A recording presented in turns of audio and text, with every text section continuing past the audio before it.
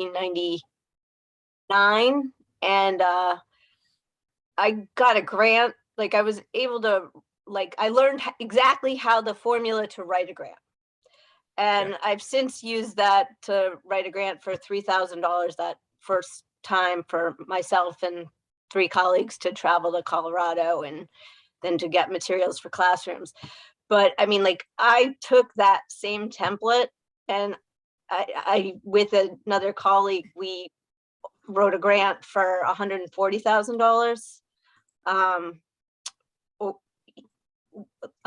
over 2 years to bring a full-on teacher and program to Nantucket High School, because we didn't have any CTE and we were an island 30 miles out to sea.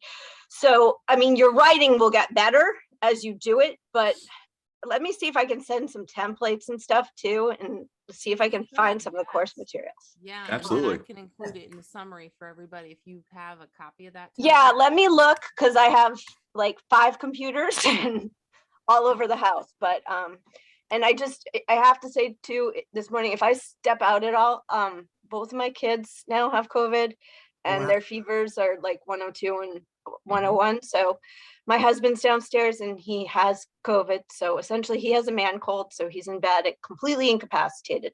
So running the show. And I love him. He's just very. Can I jump into the grant conversation? Yeah. Yeah. So last year, my role in our building was STEAM coordinator, and I was fairly new to writing grants. But I would say, if you want something, go write a grant for it, because we wrote I think we got 6 grants last year. And one of them was from the STEM Centers SC.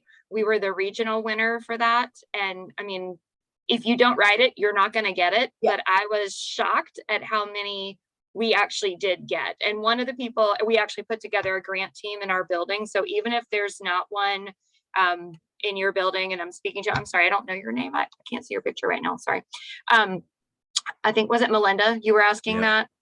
Even if you have never written a grant before, I would encourage you, just go for it, because one of the grants that I got, not this past year, but the year before, she actually reached out to us again and she said, please write another grant, because they didn't have enough people applying for their grant. And that was through the Tanger outlet. So I don't know if you have that near you, but there are all kinds of grants out there. And it was just shocking to me. Like, I felt like there were going to be thousands of people applying, but this person was like, please write another grant. Please encourage people in your building, because they didn't have enough applicants to choose from. So, I mean, just go for it.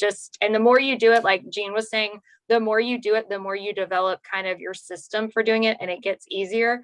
But I would say, if there's stuff you want, apply to 4 different grants for the same thing, and you may very well get it.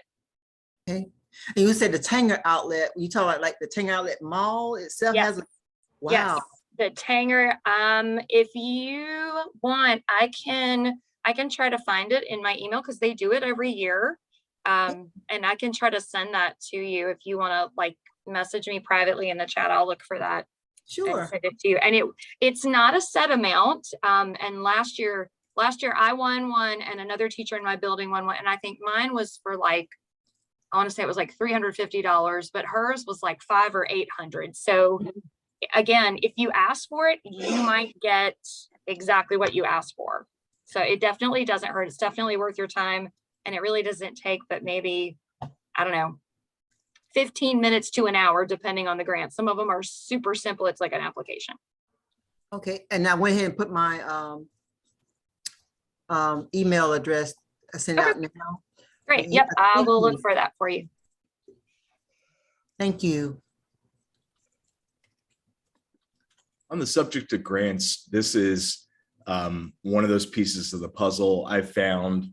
I taught up in the Northeast for a while, and I've been in the Charleston area. I've been in South Carolina for about 6-7 years now, and I found that it's very receptive to, especially like CS.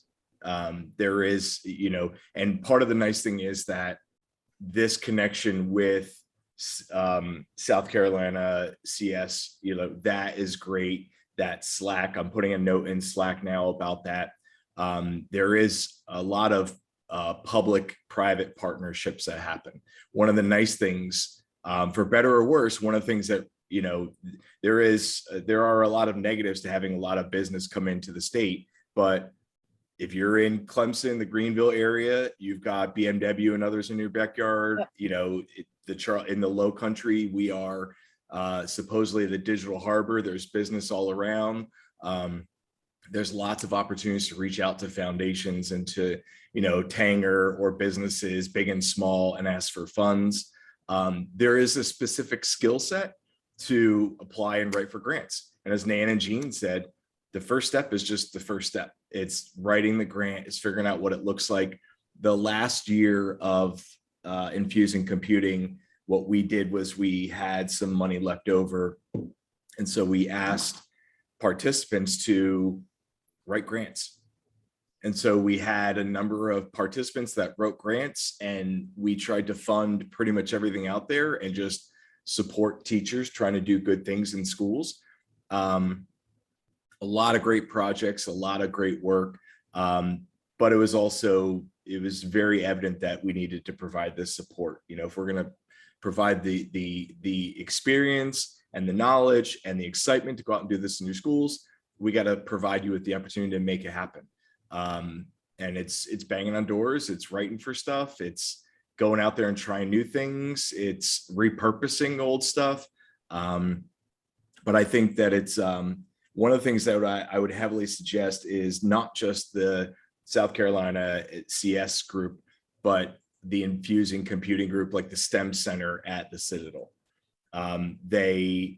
Jen, who you saw half asleep yesterday in Australia, Jen and Mel, the entire team there, they do an excellent job regularly going after grants, developing PD, developing workshops. So I would get on the list as soon as possible to stay connected. It's one of the things that I did 3-4 years ago is try to level up my grant writing skills. And same as Nan and Jean, I was a classroom teacher. I'd write grants, I'd get money for my classroom, but I've been trying to step up what I do. And a lot of that is just working with smart people like Jen and Mel and others at that team that can sort of talk about what and how to do things. Adrian, any insight on working with Jen in the STEM Center and stuff like that? Any other things that I'm missing that they do? I was one of the people who got one of the grants, one of the individual grants, and I used it to purchase robots for our robotics club. They also, if I remember right, they had a list of different places where you could go to request grants. So Yeah. they had some resources. So I'm going to seek out that list. And in the meantime, if anyone can email me with what they have or what they know, I'll compile all of them for us and send it out this afternoon. Yeah, I mean, it's a lot of and that team, they do more than just CS. There's a lot of makerspace grants and other things. So one of the cool grants that they set up is a project where they would develop little maker kits. And so they would give you a tub of pretty much everything you needed to do like one activity. So if you wanted to do robots in your classroom or Arduino boards or whatever, it'd have a full bin that they would drop off at your school and with all the instructions on how to do everything, and then pick it back up when you're done, just to try and inspire you. And so there's a lot of this sort of work still going. I have friends at USC, I've got friends at Clemson, I got friends at other schools that also do initiatives like this. So it would be, reach out to business, reach out to partners, reach out to local, institutions of higher ed if possible. Knock on business doors, but we'll pull that list together. And I put a note in Slack, so I'm sure Mel and others are already paying attention to it. So let's get rocking and rolling. Let me pull up. My computer's like, what are we doing? Okay, so I forgot what page I'm on. Welcome back, everybody. It's good to have you all here. I hope that you're doing well. Once again, we're going to privilege care in our interactions. We recognize that you have a lot on your plate. We recognize that you have many more exciting things to do than hang out with us every day for a week in the summer. But also we recognize that, you know, as we've already talked about a little bit, you have a lot of other things going on in your life. And a lot of things that are not entirely good. And so we're thankful for you sort of like balancing and juggling and doing what classroom teachers normally do, which is, you know, making the best out of a tough situation. So we see you, you're not alone. Once again, if you need to take a step away, you need a brain break, if you need to do whatever it is, if you need to throw something or have it a lunchtime Chianti or whatever gets you through the day, do what you got to do. But we're here with you, and we appreciate you. A couple different things. Obviously, the session is being recorded. I took yesterday's session that whole day and uploaded it to YouTube. So I will share those links out. Not that you're, I mean, if you got kids or you can't sleep at night, you can put these videos on my YouTube channel on, you'll immediately go to sleep. But those videos are out there in case you want to go back and quickly reference or scrub into certain things. All of the slide decks, all of the materials Adrian and I will use, we're going to make available to you, and we have been making available to you so you can pick it up and run with. Please also recognize that this is just the first piece of the puzzle. This is the first part of the story. It is our intent as facilitators, and it is Mel and Jen's intent as some of the lead admins on this to set you up so that you can continue this journey. So we are not viewing, you might be, Friday comes around and you're like, I can't get rid of Ian fast enough. But our hope is that when this is done, that you continue this journey. If not with us, then you have the Slack channel for CSPD. You have connections to the South Carolina, you know, computer science community. You have all of these different resources that you can call upon. I can speak for, you know, I always have an open door policy. You have my contact info. I'm always willing to come on out and help out. Jen, Mel, other people that I've referenced multiple times, they're always willing to come help out. They always have a lot going on. So we're viewing this as the start of the discussion. So if you are excited or you have a lot of questions or anxiety or nerves or whatever, that's totally normal. This is just the beginning. You know, our doing this for a while, we work our way through the week. Halfway through the week, you're sort of like exhale. And then when it's done, you just go away and decompress and debrief and figure out what this all meant. And then the real work begins next year when you try to make this happen in your school. Couple other things, we've gone through this about headphones and everything else. I'm not going to belabor that point. I am going to take a little bit more time and talk about the daily digest though. So as a reminder, I'll put this in the chat. So as a reminder, there's a lot going on. Our sessions are just one piece of the puzzle. So the slides are in the chat now. Our sessions are just one piece of the puzzle, but there is a broader community here. You can dip in and dip out as you see fit. There is first of all, a daily digest that I will put in the chat. The daily digest is regularly updated and it includes all of the information that you should be able to pay attention to. So there are different tips and tricks that are in there. There's office hours, there is a help desk. So if you're getting stuck here or there are issues or challenges, you can go to the Zoom help desk. There's obviously a help desk in Slack. There are people on social media that are sharing things. I shared a tweet or two yesterday on Twitter, wasn't really being used that often. You could see our links for our sessions. So if you get stuck there, there's also different activities and challenges and contests. There is more info about signing up for the South Carolina chapter of CSTA. There is also a webinar series. And so I'll put that link there. So at lunchtime, if you're looking for something to do, we obviously have our sessions going, but there are different lunch and learn sessions. So today there is a session on getting to know CSTA. So you might decide, I want to figure out what's out there for me and what this organization has to offer me. You sit in front of your screen and gobble down your energy bars or whatever it is, and you pay attention to what they have to offer. A lot of us yesterday, I think some of us yesterday went to the Learning Blade session, and people were talking about that and referencing that. So that is available for you. If you want to go to any of these webinars, these little lunch and learns, you just go on and pre-register, and it's just pre-registration so that they have your email and you can sign into Zoom, and that's available for you. This week, today in Slack, they're asking us to share and talk about careers that connect to computer science. We'll talk a little bit about that today, this morning in our open. And then also there's a rubber duck debugging exploration that they're going to have in there for you to test out. So I want to start off in the chat or unmute. How are you all feeling this morning? And did you have any aha moments yesterday that really resonated with you? How are you all doing this Tuesday morning?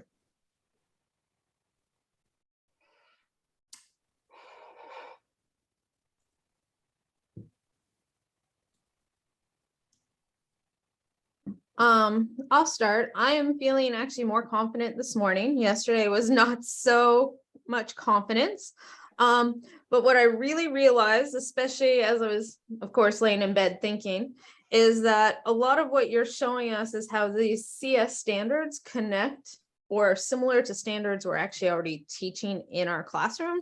We just word them differently for our content. Yeah. Yeah, I mean, that's one of the big takeaways for me is I would, I ran in the Infusing Computing, we'd have code, connect, create sessions. This time with you, it's pretty much focused on connect. But in code, you'd play with Snap, you'd play with different programming interfaces, you might play with Minecraft. In the create, you'd sit and just build. In our afternoons, we have a little bit of create in there. Connect is you sit with your content area folks and you talk about what this sounds like in your room. So I ran the literacy ELA connect sessions. Adrian, I think you ran the science sessions. Mm-hmm. And so what we do is we sit for an hour each day. And to me, that was the best part of Infusing Computing. Yeah. Is I'd sit with ELA literacy language people and reading folks and special ed folks. And I'd say, okay, pattern recognition. You're already doing this. You do this every day. What words do you use? So when I'm in an ELA class, when I'm in a science class, what words do I use normally, or what's in my standards normally that means pattern recognition? And then it's sort of like, okay, I'm starting to do this, and it's trying to level up on that. And that's really the gist of, getting computer science into the regular curriculum. It's using the language. It's using the terms, and we'll find out today what a function is and how we actually use functions in all of our classrooms already. Just things like that. How to meld the two together. And Lindsay, I'm so sorry to hear about your student. Thanks. That is a rough one. Thanks. I'm going to be going to the funeral on Friday, so if I'm in and out, No worries. we just got the email about that, all that. Sorry. No worries. Family, health, those around us, that always comes first. Mm-hmm. No exceptions to the rule. So other folks, how are you feeling today?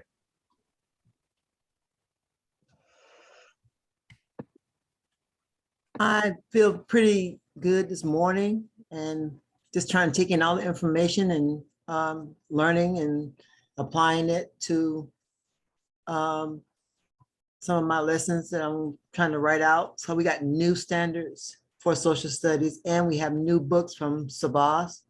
So I'm looking to read and see how can I apply some of this already to this year's classroom. Cool.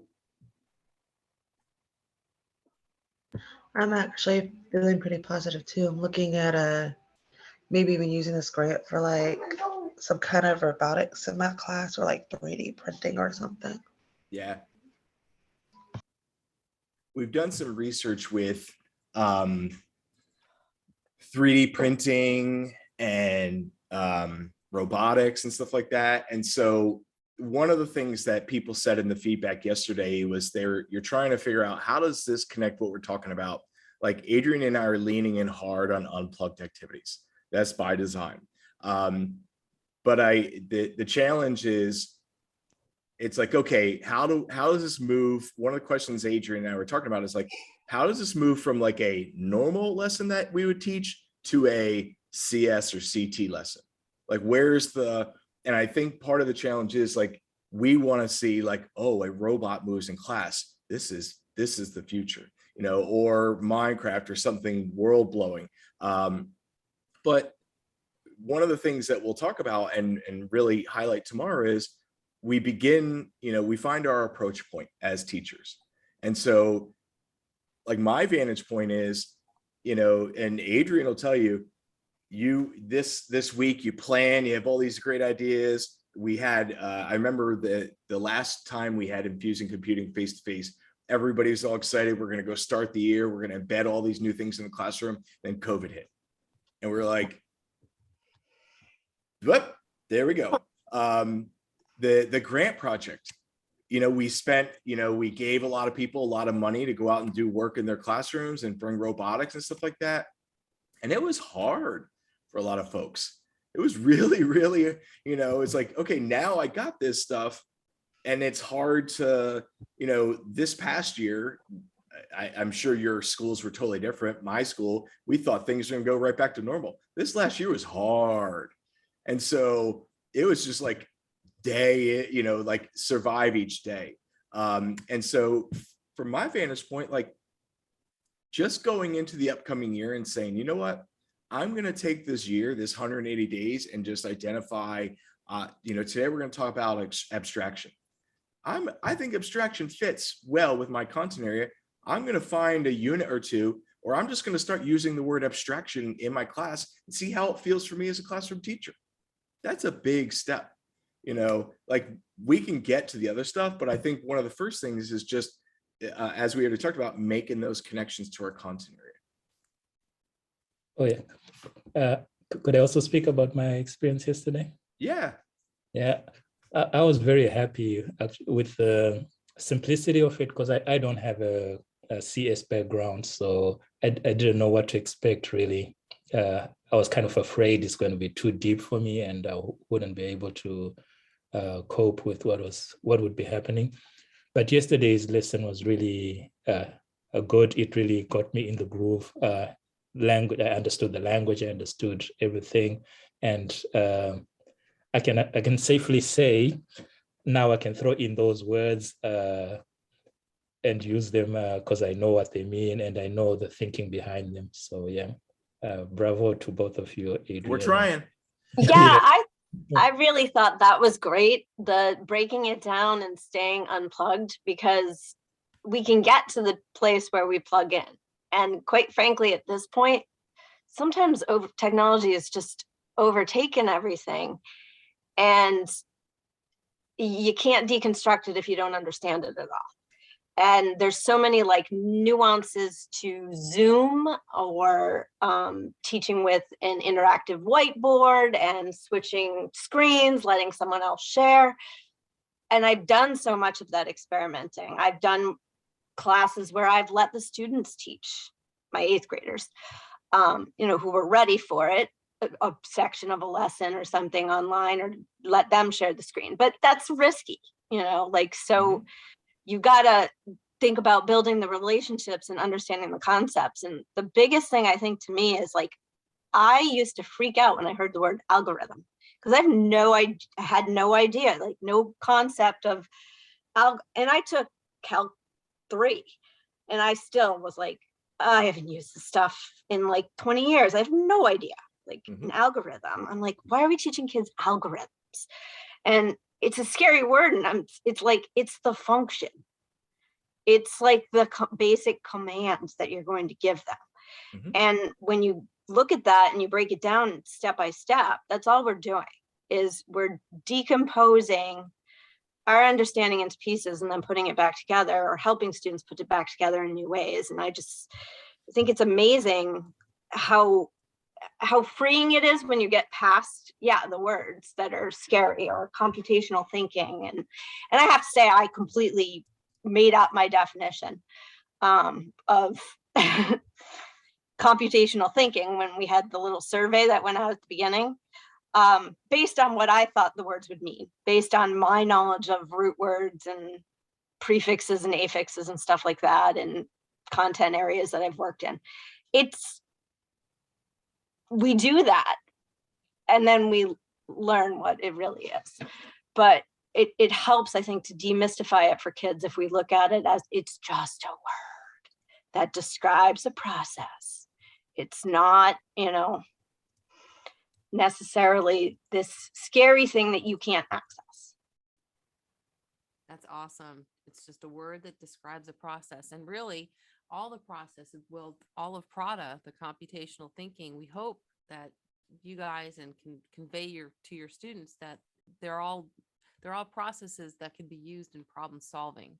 Even the top level AP physics students need to know what these processes are in case they get stuck. Even these kids who fly through everything and never get stuck, all of a sudden they're stuck. What do? They don't have those tools. These are extra tools that kids can use to get themselves through problems. Could I also say, Ian, we do now. All right. Sorry. I don't know who's sharing, but if you could share to my home email. I if put gave it in. access to it. Okay. Is it working now? Let me see. Yeah, it's All right. working. Thank you. So one of the things to highlight too is, don't feel like you're like abnormal or alone if these things don't make sense. Like the word algorithm, I write about algorithms all the time, and I still don't fully understand what it talks about. I write a weekly newsletter about living and learning in an age of screen time, about digital literacy, technology, stuff like that. And I go back and forth on algorithms.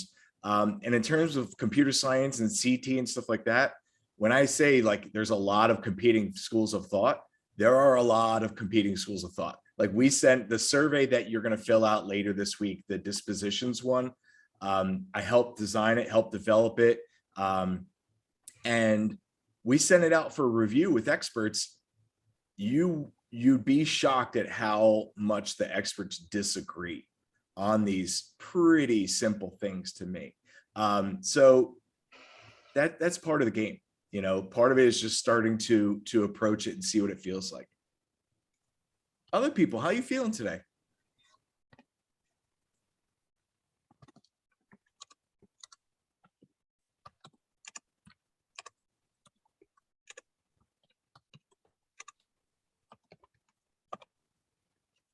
I'm just going into my slide deck, my blog.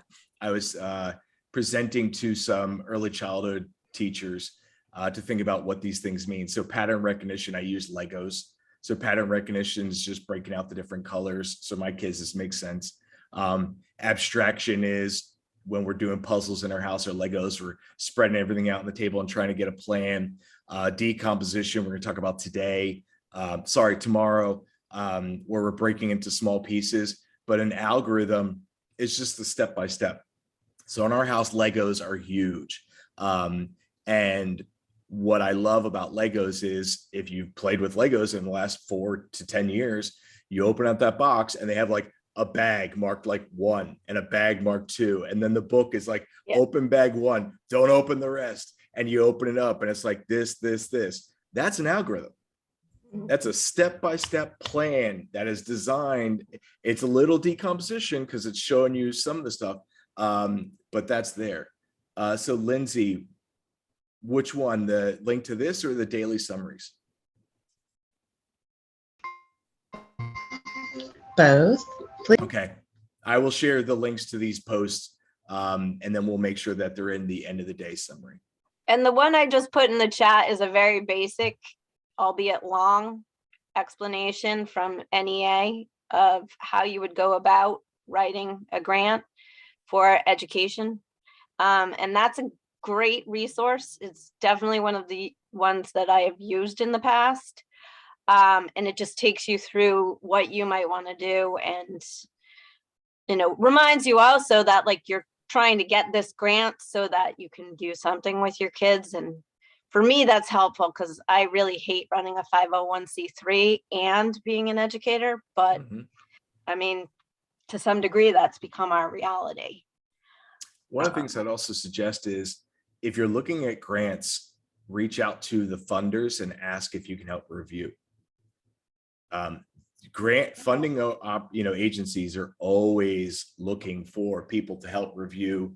And so they might take you on, and then you can see what the process is, what counts and what doesn't count, and what makes the cut and what doesn't. And then you help use that to write your own grant. That's absolutely normal. Anyone else want to share this morning before we move on?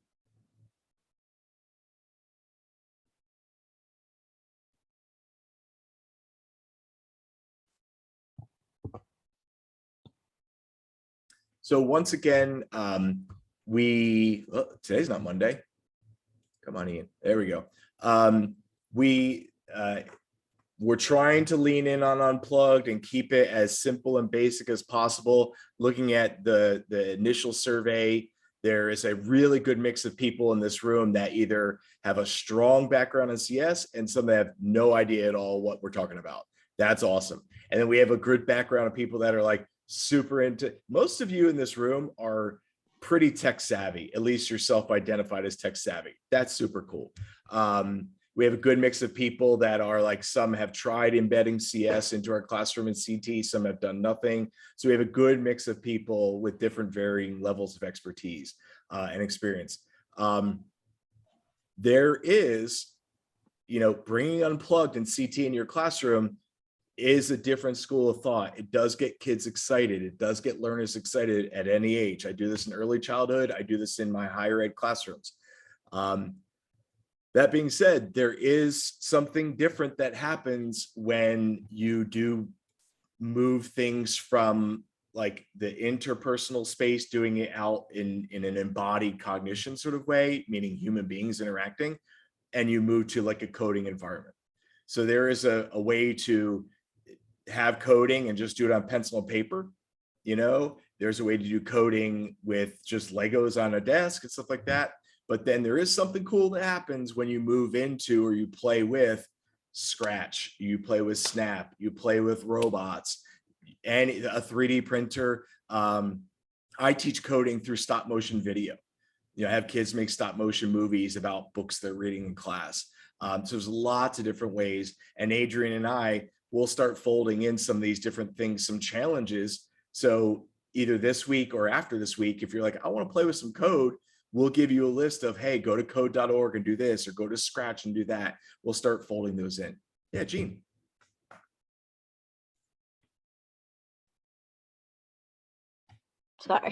Sorry. I saw your Lego thing and it made me think. I'm thinking of using Legos in different colors for parts of speech, and I was trying to think of how you would work it. But you could do sentence structure by basic parts of speech and then expanding if you had like a Lego board. Yeah. And that might be a good way for kids to learn parts of speech, and also just like sort of the symbolism behind it of red means this, pink means this, purple means this.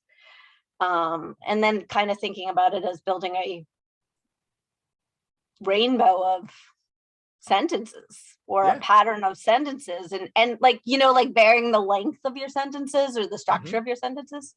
I'm also thinking of like when the verb comes before or after for my Spanish speakers, not the verb, sorry, the noun or pronoun, and just the differences that they just thinking about it as just puzzle pieces that are moved around.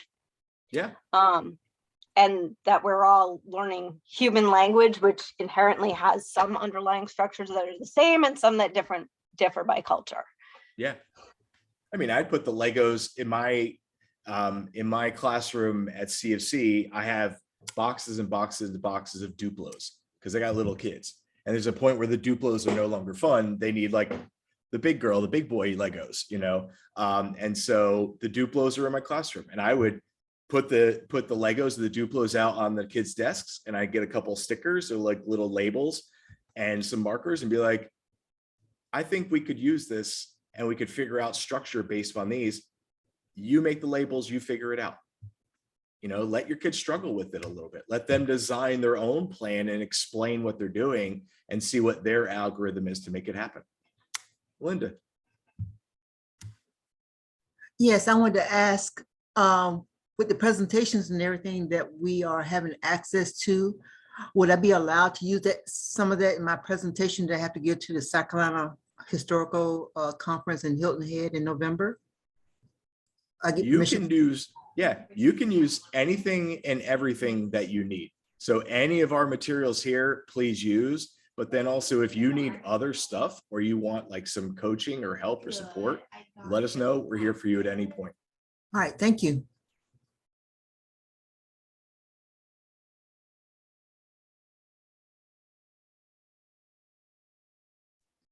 Jen Albert, are you in the house right now?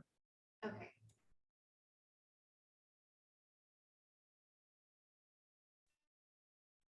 I am actually CSPD staff. How are you? Why are you using Jen's?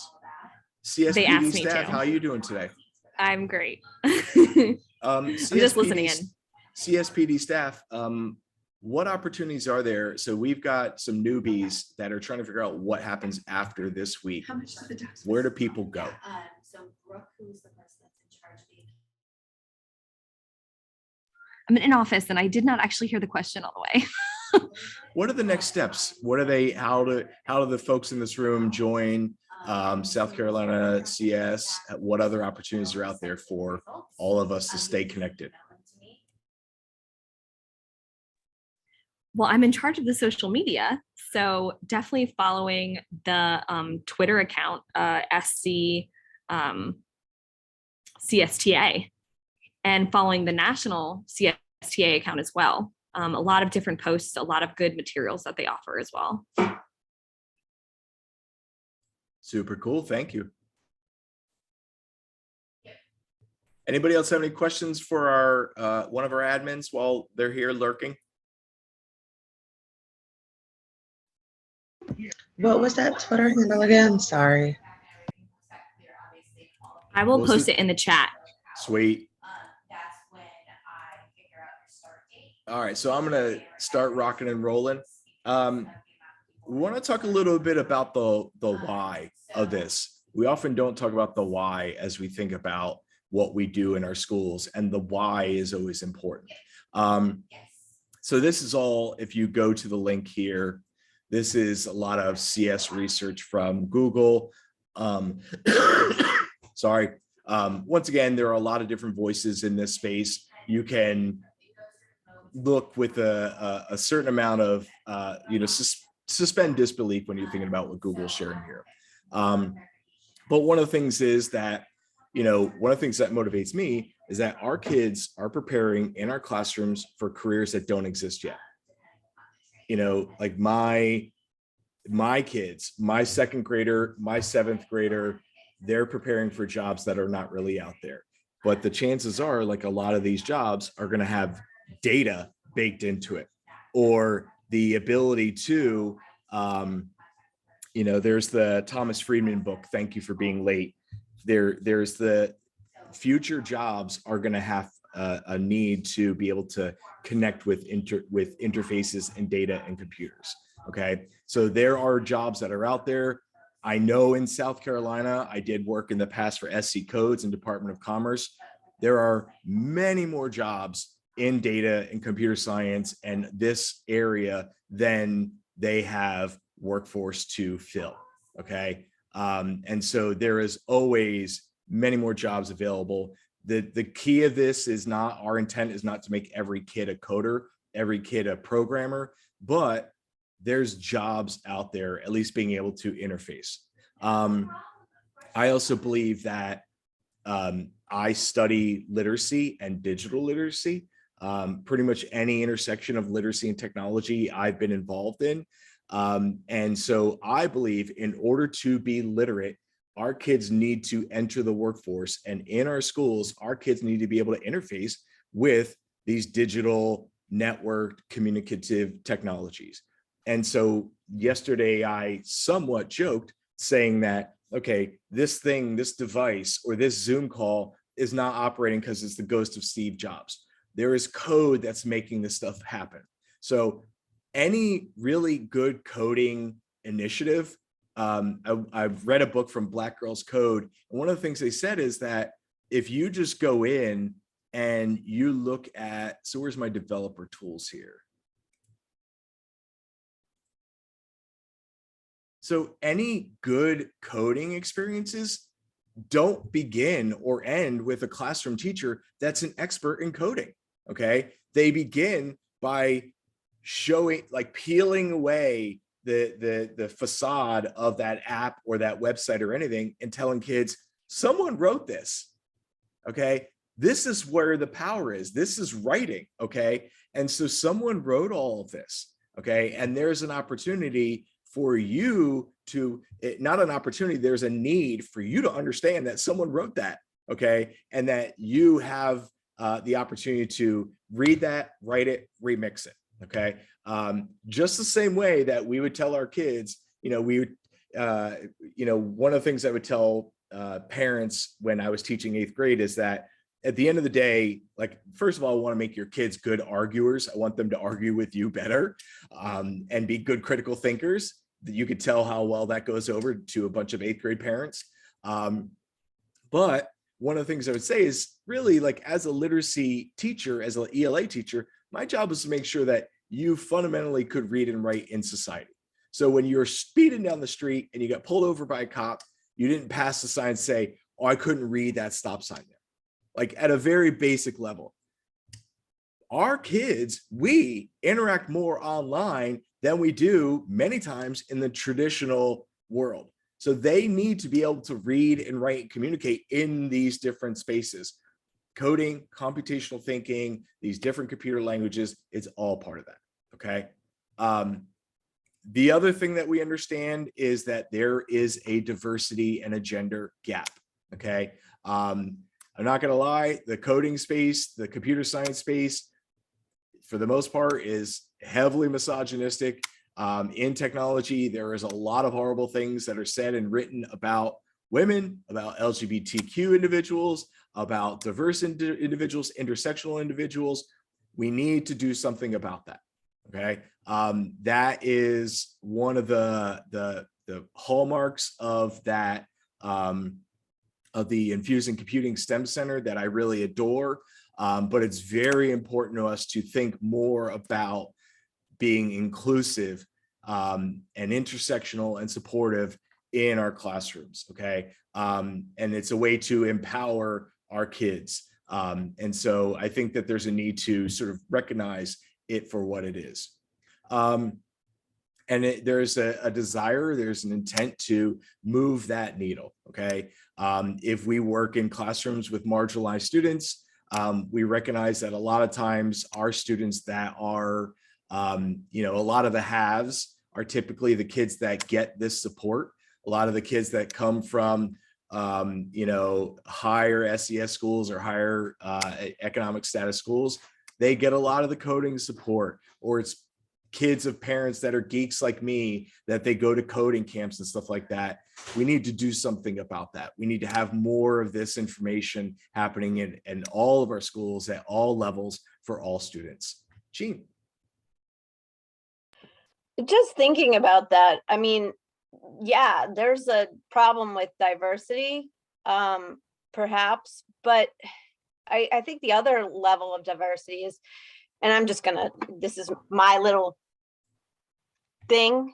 I've taught for, and I've been an administrator briefly, but it was always challenging for me. I got my administrative master's when I was 37, and I was subsequently told I was too green for just about every job. And now at 48, I think I'm too old for everything. Plus I moved states, so it's just gonna, like, I'm gonna be working forever. So, I mean, what appeals to me about this is I got thrown into teaching a computer course because we don't have staff at our school. So in January, when the computer teacher left, I got the class of 26. That was probably the one that made her want to leave. And it was brutal because when you take it over halfway through and, you know, you don't have the control or the relationship with the kids. Nevertheless, it was very interesting to me, and I can see the value of students learning it. I think some of it is we don't need to make lifetime workers. We don't need to make coders, and we can move the needle too by increasing the older people who are involved in this sector. Like there are many, you know, like there are many females in teaching, you know, just in general.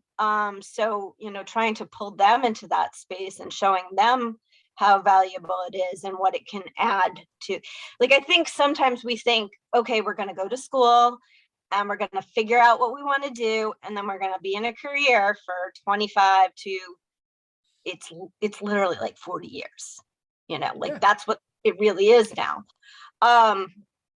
Why would we want to stay with the same thing? Why wouldn't we want to innovate? Why wouldn't we want to bring this into our space? And I think any kind of program where you can, you know, encourage people by many options, by educating them, by empowering them, by giving them financial support, by helping them with grant writing. Like these are the kinds of things, like why are our districts not working on these? Why are our district level people, like, I don't feel like, I worked at a district level and it was a small district. So I felt that I was able to connect with teachers and make a difference and help do things. But here, like, I don't know who anybody is. And I don't know that any of the schools in Beaufort County look at all alike. Mhm. I know my two kids went to a kindergarten center in the creative arts school, and those two were very different. I taught summer school in the Hilton Head Island school for the other elementary. And I mean, it's just amazing to me. And I'm like, these are 4 schools out of how many here? And we've got so many teachers, and we really don't have them either because we're not keeping them. So we're not doing something right. Like maybe it is about how do we extend this to people who are already in the profession and can use this to make a difference and make their classrooms function better and make experiences for their kids better, but then also like have some sort of incentive for them. Yeah. Because one of the reasons why our computer science teachers are leaving is because they can make twice as much doing like anything else. Yeah. It's also You know. just demystify it, not Yeah. make it scary. Like not make it, oh, like, oh, this, you know, this device is controlling me, or it's like, no, like it's people writing code. Melanie, are you lurking right now? Lurking. Do you want to say, hey, we were talking about you before. We're talking about what happens to these folks after this week. Where could they go? How do they stay connected? How do they write grants? What other opportunities are out there? Opportunities to hang out with the STEM Center, the Citadel, or other things. So do you have anything to say about that string Sure. of questions that I just uttered? First off, I just want to make sure everyone knows that for CSPD week, there are 4 PLC sessions that happen throughout the year. So that's my first go-to, as like, that's a definite, when we release those dates, mark your calendars. The gang will come all back together.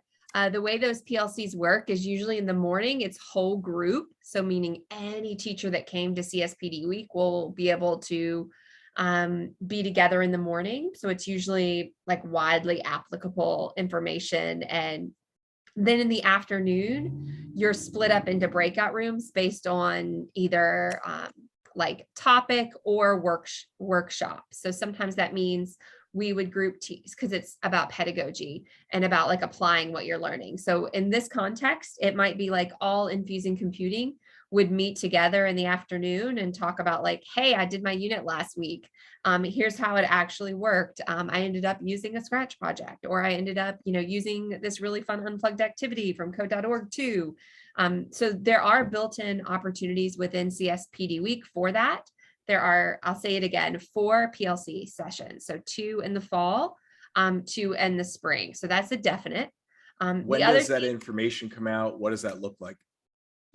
Okay, so information comes out probably, we have tentative dates that we usually share Friday or in the emails that follow CSPD week about Okay. like how to get paid from Amanda. Yeah, But that's they're good. on Saturdays.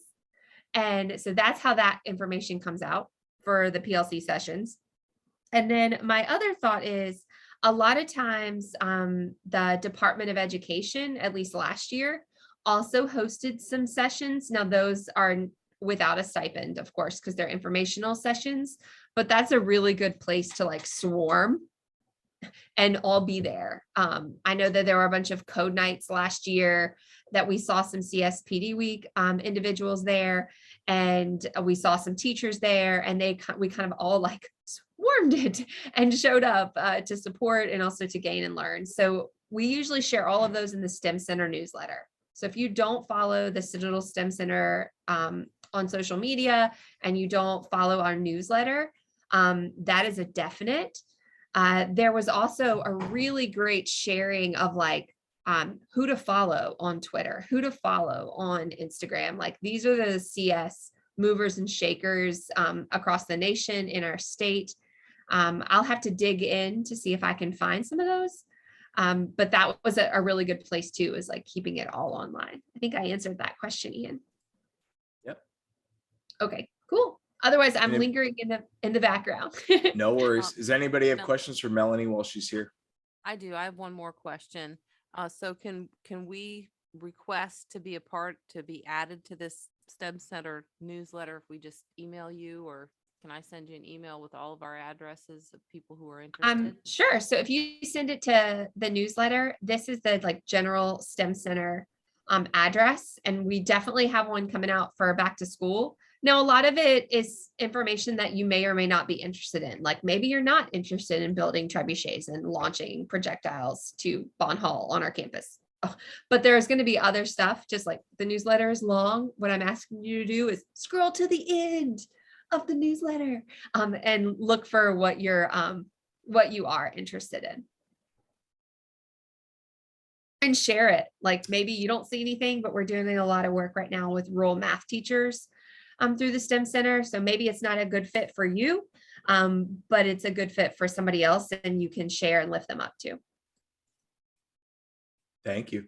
Thank you. Any other questions at all for Melanie?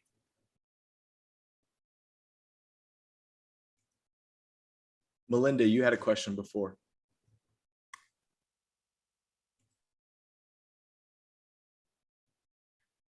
I was when the other lady Jean was talking, I was just wondering because we got exposed when we went into COVID and schools went on lockdown, and it exposed the schools that were less fortunate, who did not have as much as some of the other school districts. Mhm.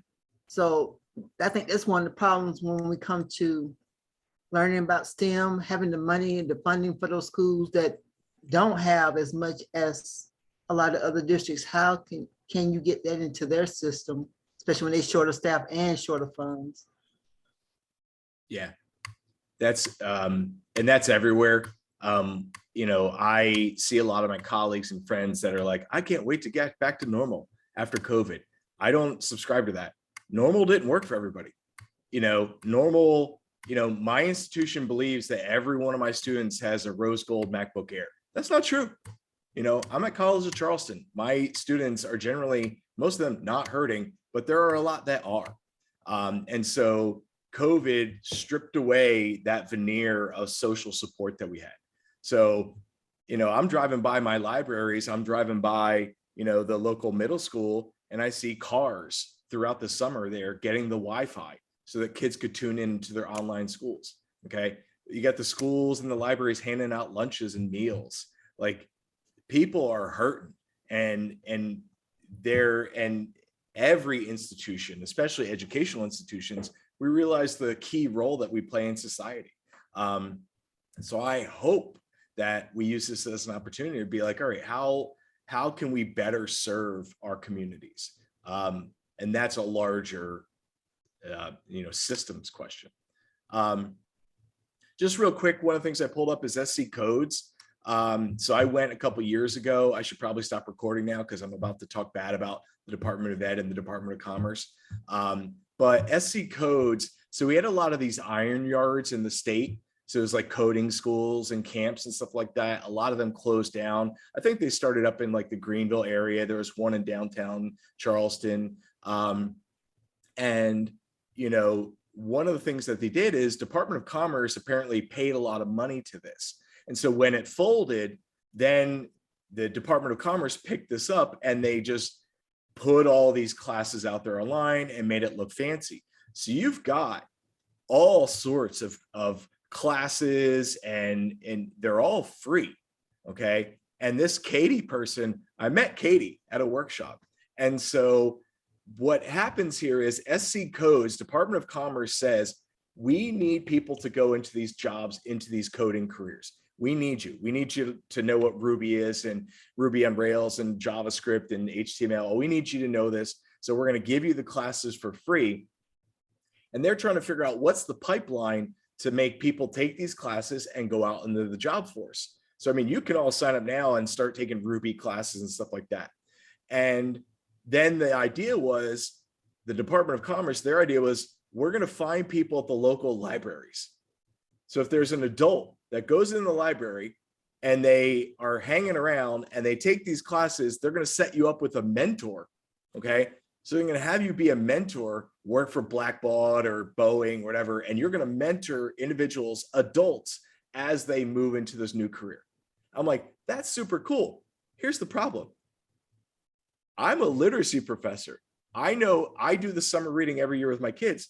I know how many adults generally walk into a library and are looking for this support. Okay. I was like, a better opportunity is fold this into our high schools, fold this into our middle schools and high schools, have AP classes, AP style classes that you can have kids take coding classes and they leave with a high school degree and credentials and background. I'm like, there's your ticket. And they said, yeah, they want to, but the problem is that the DOE won't talk to them. Okay. So this is out there. So if you're like, all right, Adrian and Ian, this is cool stuff, but I need more. Like there's tons of free high level classes that used to be part of, the Iron Yard and stuff like that. You want to learn Java, you want to learn JavaScript, you want to learn Ruby on Rails. It's all there for you. And you can use it in your class. So that is a really good resource. Okay. But it's a sign of what Melinda was talking about and Jean was talking about, the disconnect in the systems. And similarly, Google has certification programs that are also free in IT, what is it? There's a whole bunch of different things my students were looking at and they want to do this coming year. There it is. And the same thing also occurs. One of our alumna works for Microsoft and is like one of the ed evangelists for Microsoft. And so I met with her over the summer. I'm teaching a class on gaming and Gamergate and gender this fall. And so I need a Minecraft license because I'm going to have my kids in Roblox and Minecraft. If you're looking for something to get into now, the new hotness in most classes is Roblox. Okay. This is what my kids are into. This is Roblox is trying to move into Roblox for education. This is where I'd spend my time right now. Like Minecraft is super cool. Basically Roblox, anyone can create a game and put it into the Roblox library and other people can create a game. The negative is anyone can create a game and put it in the library and they can play it. So I have to watch out for my kids as they're playing games like Cop Killer and explain why that's probably not a good game that you should be playing in middle school, but I digress. So enough of me yammering on about why this is important. Let's listen to the kids. Oh, it just doesn't want to work for me.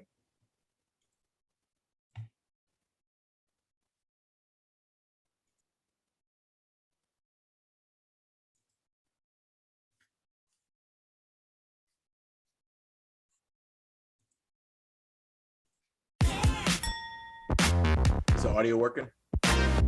It's pretty amazing when you start building something that you want, it can help change a lot of people's lives as well. And having even a little bit of grounding in computer science can help you think about the world differently, whether that's algorithms or whether that's just creativity. Computer science principles covers lots of topics, not just programming and coding. We cover bits and binary, we cover how the internet works, how security works, how data is collected and used and shared. And all of these things help you get a better understanding of how the world works. Now I understand why my phone is so slow.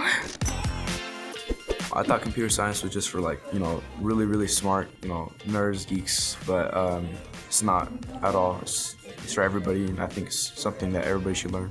In the new economy, computer science isn't an optional skill, it's a basic skill. I just think it's important moving forward in the future that everybody learn it, especially kids. I didn't know what I was getting myself into, but once I had my friends around, I knew if they could do it, I can do it. So it's really brought my confidence up in other classes as well. Oh, okay. If you use Snapchat and Instagram and you want to know how that works, take computer science principles. Make an app yourself. See how you can share these things with your friends. Be able to code gives you the freedom to build anything. And that is just so empowering. We're doing a lot of teamwork, group work, doing work on paper, not just always on the computer. And then when I say go, we're going to exchange IP addresses without talking. And I want everybody's IP address. Hi, guys.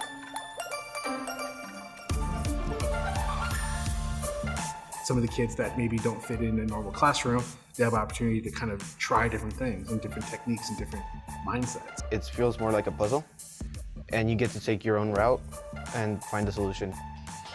I feel like this class is one of the only classes that challenges me. That I feel you know what, I got this. This is good. Computer science isn't just about math or computers. If you're interested in designing things, creating things, solving problems, then this class is for you.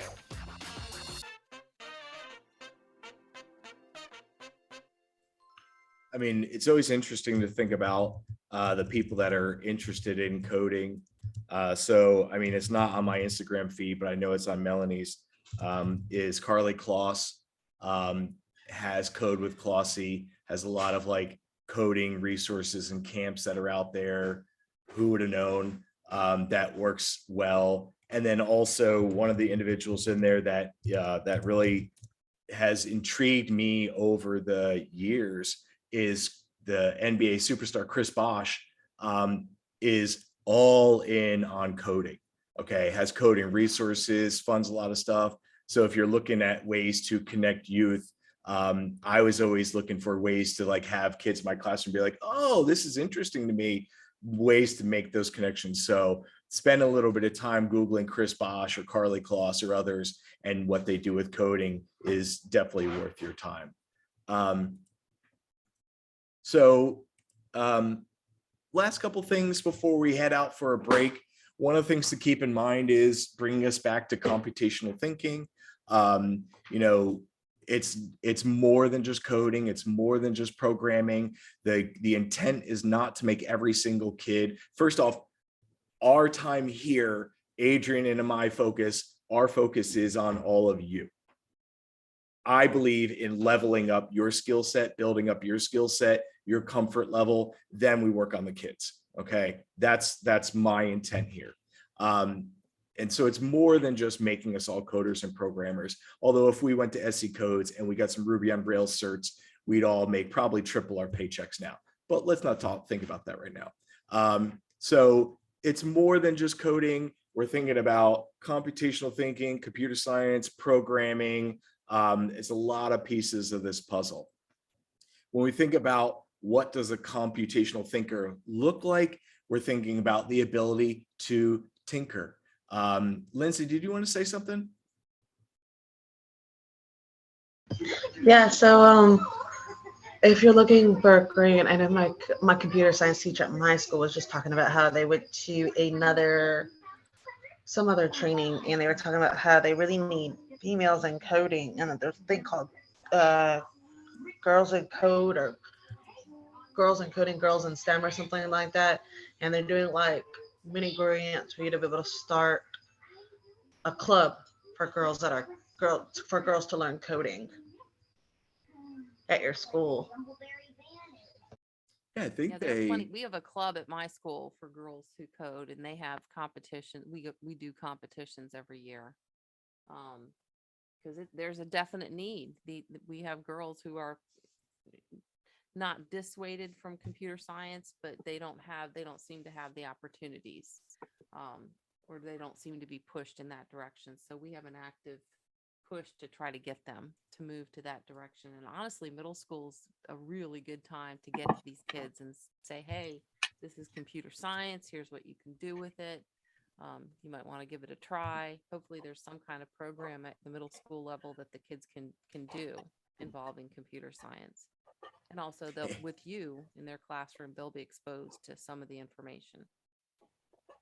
Melanie says in the chat, Girls Who Code has after school activities. We support those at a few schools. The daughter is also in one, and they have a fun, Girls Who Code has a fun chapter book series. I just put up Black Girls Code too. I've had a lot of their resources and used them. They have a lot of great events all around, a lot of cool swag, so different resources. And then Melanie also said, are you interested in AI?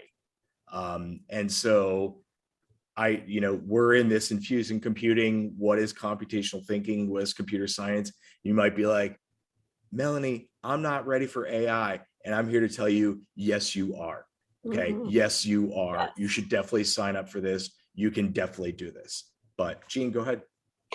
I'm just wondering, how do we demystify this? And has anybody already done that work? Like, is there anywhere that somebody has looked at or inventoried some of the myriad careers that might be accessible as starting steps for kids? Like, what's a pathway for them to take, and really what would they need to, just because then as teachers we can advocate for those kinds of courses.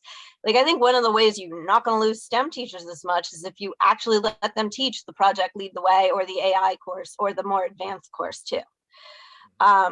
Some of it is, I think they end up teaching basic typing and babysitting very large classes without an adequate curriculum. So is there, like, I know there's the CST standards, but is there anywhere that connects that with, well, this is what the jobs in the field actually look like? And maybe like even just how much math, because I'm scared off by anything that says that you have to have 4 years of calculus. Yet I've got that, but it was so hard for me to get that. Like, it didn't come naturally. And that might be how I learned math and never got it demystified for me. But then how do we do that for students? Like, how do we tell them, yes, it is easy, or not it's easy, but it's something that you can learn and you can build on and you can get better at. Like, it's easy to enter the field. Yeah. What are the entry points, I guess? Like, Yeah, I what's the think about, approach point. yeah. Adrian, what do you think? Melanie, what do you think? I shamelessly put a plug to watch the recording from this morning's optional panel session. It included a recent CS grad who was a DoD scholar, meaning his school was paid for by the Department of Defense to do that. He was a South Carolina student. He's from, I forgot his high school, but he's a South Carolina born, went to all school in South Carolina, came here, and now he works for NIWC. He just graduated, had an internship, had a job. The other one on the panel was a current CS undergrad student, a female. And then the other panelist was an industry professional. So there was like 3 perspectives. And we asked a lot of these same questions, like, what can teachers do? Literally someone asked, like, what is the math curriculum, for this, and some connections there. And there's just a lot of good knowledge shared. So I don't know that I've posted the recording to that yet, but I did record, and the recording from yesterday was posted. So we will post that on the Daily Digest. But if you're interested in that, it was a panel discussion. So I think part of this is just starting to, use the terminology in our classroom. Part of it is building your comfort level as educators, using the words, talking the talk. It's not quite soft skills and dispositions, but your kids know if something is like you're feeling it or not. Your kids will buy whatever you're selling. So if you're like, hey, like I'm doing this course on AI now, and you're geeking out, your kids are going to geek out. I think it's also like testing this in your classroom. It's one of the things to toot the STEM center's horn again, like, pulling in a maker kit and bringing it in your classroom and playing with it, or bringing in some code one day and be like, hey kids, look what I made on Scratch. All right, now I want you to remix what I made. Then it just changes the playing field. And like, once again, most good programs, one of the things I read in the founder of Black Girls Code is it's just showing people that coding exists and that they can do something about it, and just getting out of the way. I'm a believer in just getting out of the way of kids, letting them explore, letting them try, letting them have fun and fail, if they fail. Adrian, are you getting all these links? Yes, I'm writing it. I'm trying to write everything down. I'm so keeping I all can the send it tabs over this here. afternoon. Thank you. So a couple other things, this is kids that are playing and tinkering and debugging and collaborating and persevering, and taking ownership of the classroom. It's not just playing in a coding environment. We've been using the term computational thinking, or CT. This impacts media literacy. We had a couple people talking about that yesterday. Sustainability and environmental science. It impacts our social studies classroom. It impacts our humanities. It impacts our arts. And it's basically thinking about what are different ways that these components impact the work that our kids do. We've used the term PRADA to think about this. PRADA, once again, is pattern recognition, abstraction, decomposition, and algorithm. One of our hopes this year is that we say PRADA and you immediately don't reach for your credit card and head out to the stores, but instead you think about what are the finer components of computational thinking. Yesterday, we talked about pattern recognition and what that looks like and what it sounds like, and started to think about what might this look like or sound like in my classroom? What does it look and sound like in my life? Today, we're going to talk about abstraction. So abstraction is identifying general principles and properties important and relevant to the problem. One of the things that I love about abstraction is it really fits for those of us working with adolescents. Adolescents are finally trained, tuned individuals that they know how to ignore certain things. And so abstraction is harnessing that power and saying, okay, kiddos, this is the important part. We're going to focus on that. And this other stuff is not important. It's not relevant. We're going to ignore it. Okay. That's abstraction to the key. So once again, the parts in red are the important things to focus on. We will continue to discuss that throughout the day. Our goals once again are to keep it simple, define CT and the PRADA elements, think about ways to embed or infuse this into your content area, make connections to standards if and when they seem like they make sense. And then most importantly, have you collaborate with your peers here and create stuff. So yesterday we started working on those transdisciplinary lesson plans. You had some ideas. You walked away from yesterday either really excited and you want to keep working, or you walked away saying, I'm never working with that person again. Both are absolutely fine. As Adrian and I talked about, this is a long week. There's ups and downs. There are a lot of people, because this is not my first rodeo, there's a lot of people that are going to get to the end of the day Wednesday or the end of the day Thursday and say, aha, I have it. I know what I'm going to do now. And then all of a sudden they rebuild the entire thing. That's okay. You're going to tell, Adrian and I are going to say, it's okay. That's fine. You're making a connection. There are people that the middle of the day Friday or next week, they say, aha, I get it. That's fine. That's how human beings operate. Adrian. Yeah, I'm hoping we can address this. We had a couple people ask about what is the final product? What is expected at the very end of this? And since when I did infusing computing, it may have been a little bit different than what is expected now. So can we My talk thought about was that just we have a general plan, that unit plan template, that transdisciplinary piece. I don't think that we need to have people build stuff in code, but we can change that plan. If you all want to, and this is something to think about on break, like, so infusing computing, you'd build a unit plan or a template or a plan for how this would look in your classroom. You'd build supplemental materials and stuff like that. And there was a coding piece, a piece of code, a game or something like that. But you'd use that in your classroom. If you want to walk out the door, I think that you all can walk out the door at the end of the week with a big unit plan and supplemental materials and resources. If you also want to leave with a piece of code that you can run and use in your classroom, we can do that. You just let Adrian and I know, and we'll fold it in. And Melanie just added, as an example, making ct.com. We pull that up. Yep. I can talk about that too, Ian. I know I'm like totally in your session. Nope. But there's a tab called lessons. This is something I've been working on for the last 3.5 years.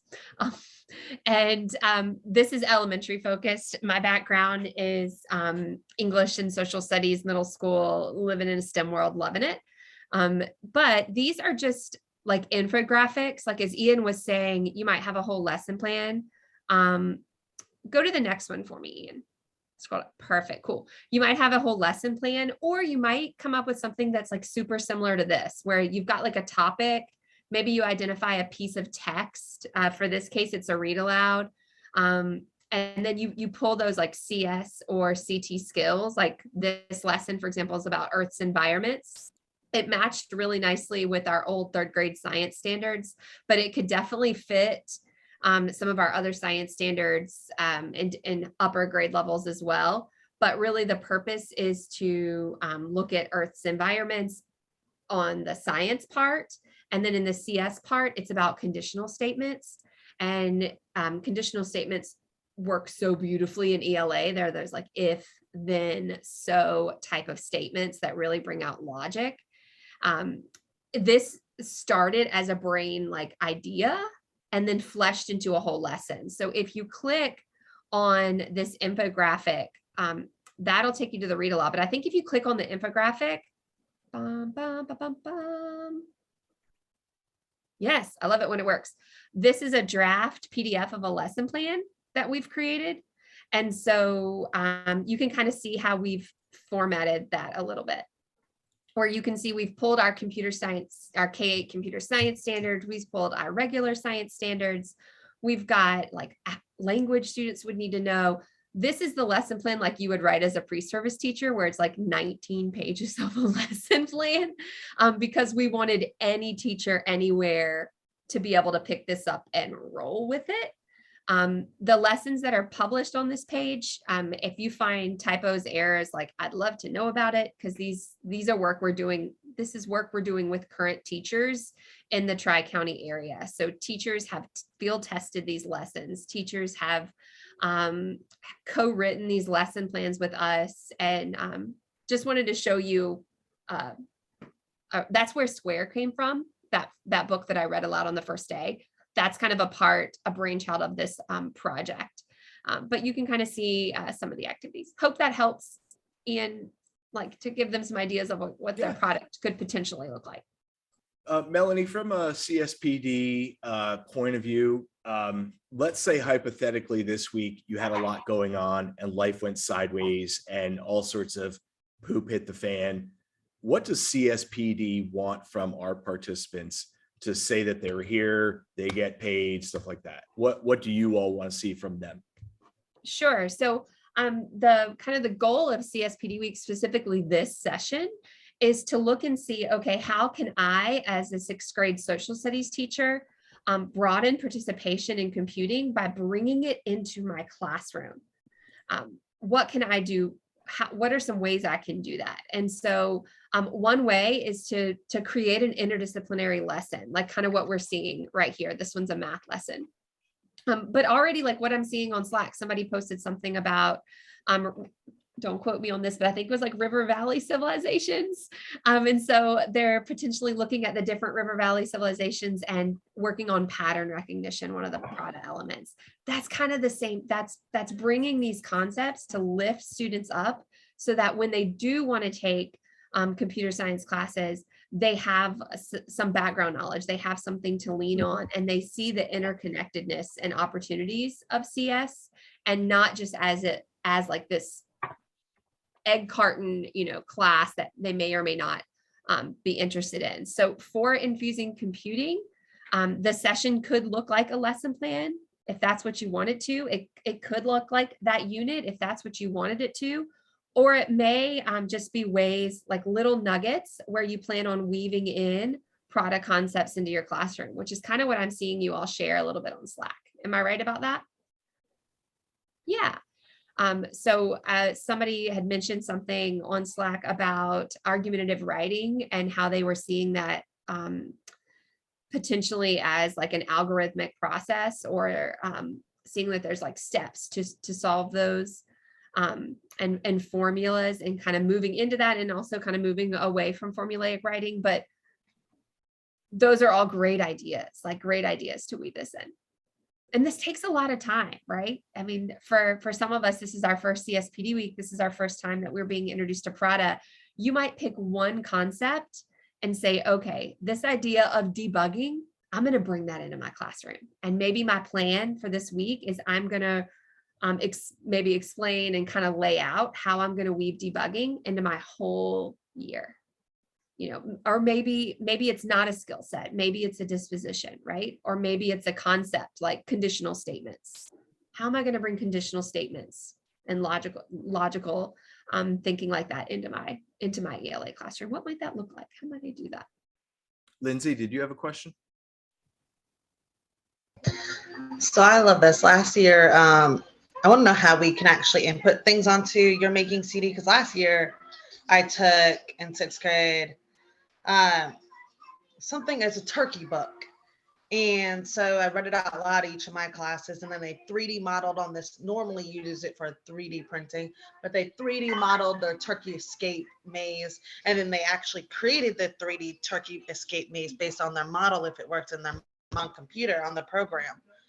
How do you go ahead if you want to like try to input something or help with the Making CT? Oh, that sounds so fun.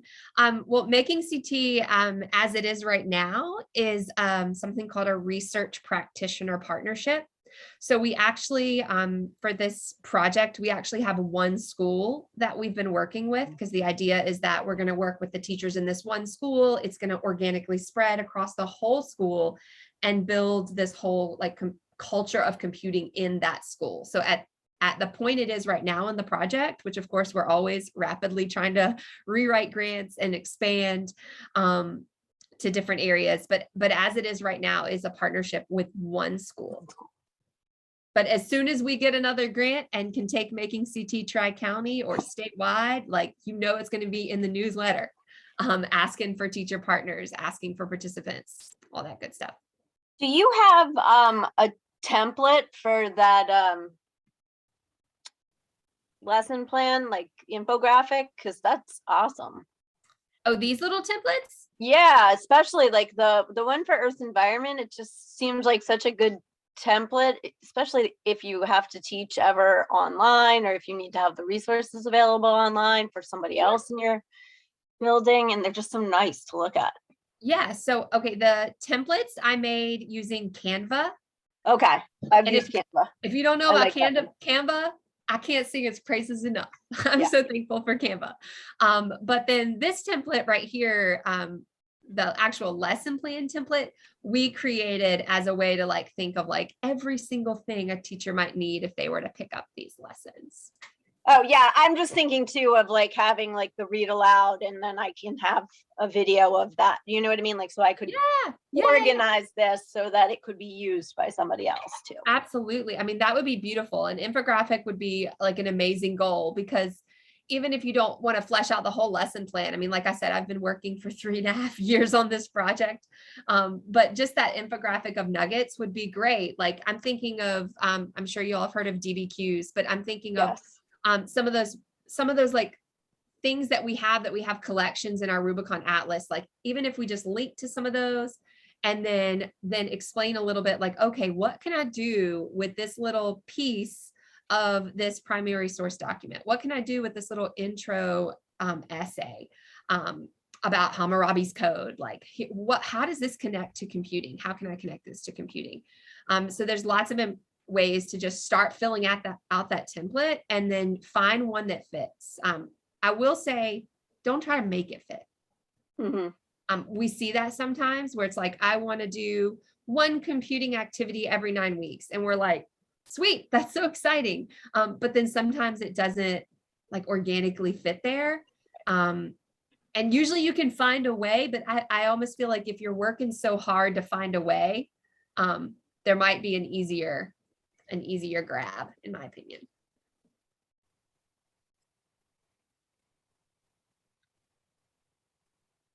Melinda, do you have a question before?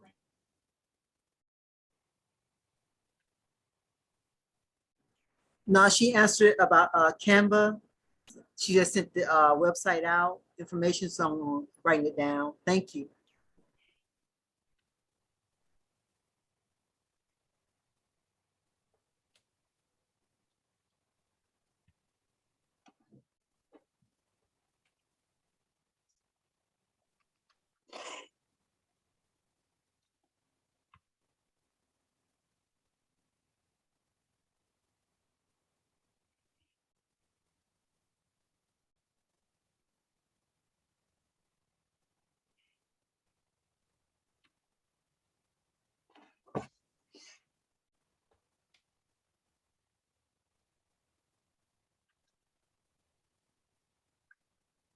Oh, cool. You can come back next year to do the Scratch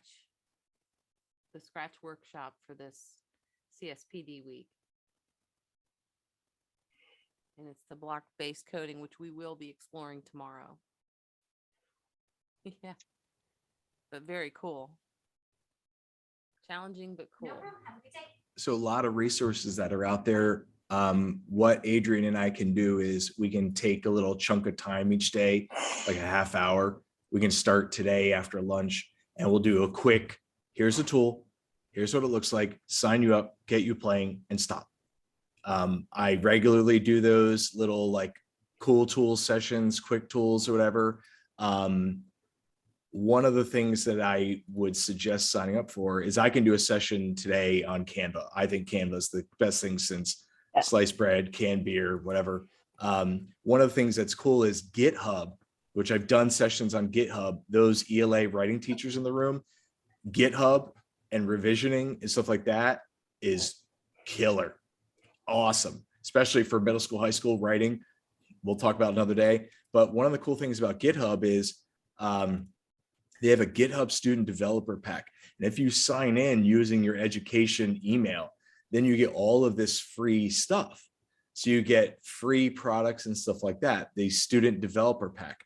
One of the things that they do is they give you Canva Pro for a year.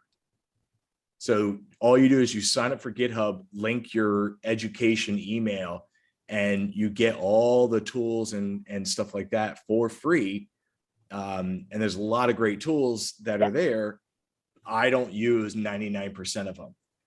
But Canva and Canva Pro, I use Canva daily. I use it for, I can give a quick tutorial later on Canva if you want. But a lot of the challenge is like, there's so many tools out there, but what Adrian and I can do is we can take time and say, okay, let's talk about Scratch for a half hour. You all need to know about Scratch. Let's talk about Roblox. Let's talk about Minecraft or different tools that you'd be able to use. We're going to take a break. We're going to take a break for 15 minutes. We will be back at 10:45. And when we come back, we're going to take a look at abstraction. And we're going to have an unplugged activity. We're going to look at abstraction. We're going to think about what it looks like and what it feels like. We're going to stay on. Are we staying unplugged for now, Adrian? Yeah, for right. Ish. Tomorrow's when we'll go into code.org. Okay. So, and after lunch today, we can have a little quick half hour of a tool. We'll make sure every day we have 1 or 2 little cool tool sessions to let you see what's out there that you can use. Adrian and I will cherry pick some things that we use and love, and explain why you should be using it also. But once again, thank you for being here. We're going to take 15 minutes, go hydrate, get some sun, hug a loved one, get some Tylenol, whatever it is that you need. We'll see you in 15 minutes. Melanie, are you still here? Melanie's here. I am. I just wanted to ask if you are familiar with Maria Walther, the ramped up read aloud and shared reading. Somewhat. Okay, it reminds me very much like the idea of starting with a read aloud and then using that to break into the lesson. I think she has a lot of good texts that are good for different subjects and approaches that you might want to be talking about. And I thought it connected pretty nicely. So she's pretty good too.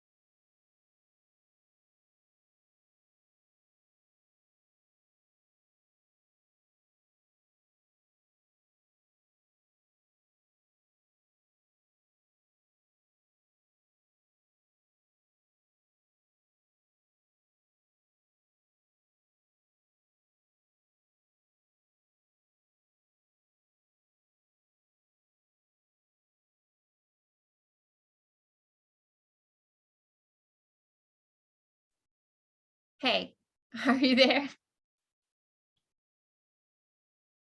Hey, Melanie, I'm here. Oh, I wanted to chat with Ian for a second. That's why I joined. Oh, okay.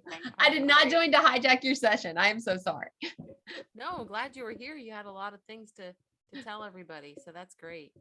Ian, I wanted to run this by you before I did it.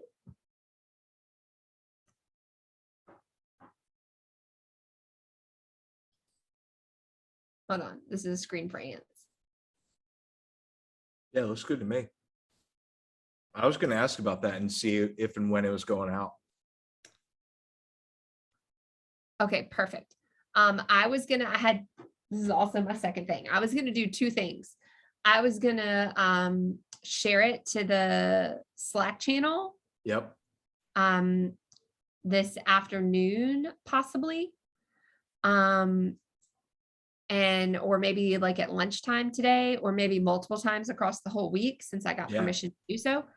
But there are a couple South Carolina Department of Education sessions that are a part. Here's what's a little bit confusing. So there's CSPD week where teachers applied for the actual professional development, the 30 hours of CEUs. And then happening like on top of CSPD week to support it are these like webinars that are happening. Yeah. That I told you that participants don't have to go to, like this morning's panel. Yeah. They don't have to attend it. They were asked to look over them and choose one that kind of spoke to them and try to come. But those were like invited to everyone on our mailing list. Can I drop it in the chat there too? Yes, you can. We'd have to, the challenge for us would be like to figure out the expertise level of the people that are answering it. But we can do that looking at times that stuff come in. So I'd say go for it. You know, if we get 3-4 extra people, I mean, you could say, if you want more questions, here's my email. Okay, so I was definitely gonna do, so I'm gonna do 2 or 3 things. So, okay, well, I'm gonna be in the session, so I'll see if it's a lot of our own participants, I'm not gonna drop it, because then it's gonna be the same people. But if it's like a bunch of, if like there's other outsiders and they're like industry, or like department, I would be interested in them doing it. I also want to make sure all the facilitators for CSPD week take it. So I was going to drop it in the facilitator channel too. Because then there's all the people from like We Teach CS Python and all the people, like that would just be a really cool grouping. Yeah, I mean, as you're going around, if you step in and do like a quick commercial, like, hey, all, this is what we were talking about before, you know, you're showing a lot of different soft skills or whatever. Please take 10 minutes and fill this thing out. You know, it's the goal of this is to better understand and support what are these dispositions that you're using this week in CSPD week, but then also more importantly, what are the dispositions your students are using in the classroom as you bring this in. So like in this room, we're talking about Prada all day, every day. We're talking about Prada. What is pattern recognition?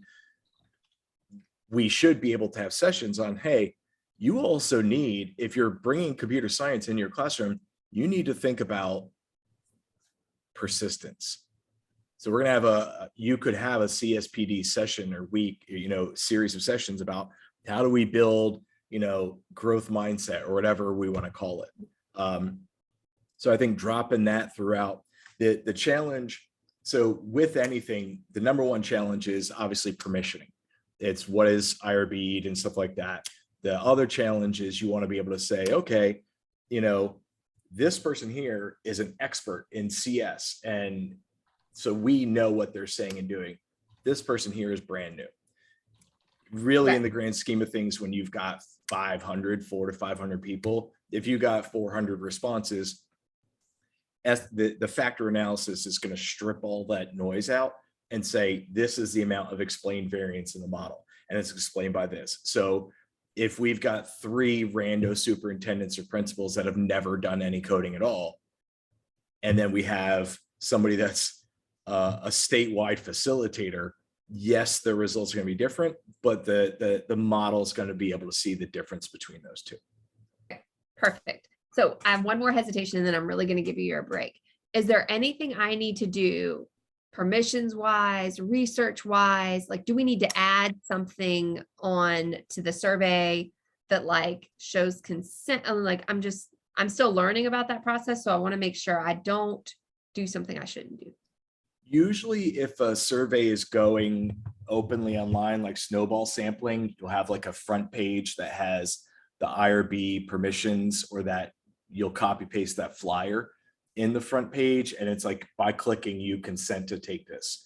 Because people want to know, okay, this is through this IRB, or here's the researchers that are involved in this. If you have questions, here's how you get in touch. You know, here's what this is all about. Here's who's doing the research. Here's how to get in touch if you want more info or you want to get rid of your data. And, you know, here's the IRB of record, but basically clicking through, you're giving permission. That Should is, I take the names off of it?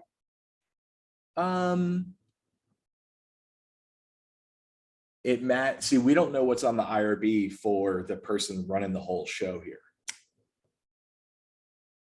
I would say leave it as it is. And then when the data comes through on the other side, we really don't care about the names. So we can just say, you know, if we're ever questioned, we can say we just deleted the names that came out through on the other end. Okay, because the only reason we're actually even collecting the name is to make sure somebody didn't do it twice. Yeah. And that, I mean, and so we could use as a check to make sure that it wasn't, you know, a duplicate. I don't think there's a need to because we want some sort of identifier anyway. And we could just say that we anonymized it and we deleted that information for analysis because we don't care about that information. I mean, later on we will. Later on, when this dispo instrument is rocking and rolling and you go into a school and you assess a classroom full of 3rd graders, you're going to want to see, did we change Timmy from this to that? Right now, we don't care. We just want to know what's the difference between the differences.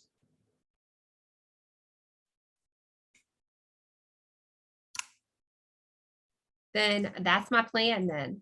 Yeah, I would just hopscotch through things and say, here's different, help us validate this instrument. Here you go. And then, keep sharing it out. We'll probably give people in our session time to do it. Say, hey, we're gonna let you go 10 minutes earlier. Please fill this thing out for us. And just see what we get throughout the week. And if other people, the key thing is going to be if other superintendents or other principals or district heads or whatever, if people that have actual juice getting in their ear and saying, hey, let us pilot test this with like a building or some of your coaches or your principals or your teachers or whatever. I think I might have someone who could potentially help us with that. Yeah. It's an elementary school. Yeah. And they're a coding elementary school magnet. And he's, so. That's the good stuff, because the dispositions instrument I did for online reading comprehension, the reason why I got published in LRTMP and it got some notoriety is because we tagged on to the one-to-one laptop initiative in Maine. So all teachers that were sending it out sent that survey out. So we had 3,000 people take it. So that was a killer. Yeah, so building it into like a school or something like that, that is huge. And it's like, hey, we'll talk, let us do this final thing and clean things up. And then we'll meet with you to talk and set this up, and we'll do a real IRB and permission it and do a real, like a second test of the instrument to see what it does. Cool. All righty. No worries. See you later. See ya.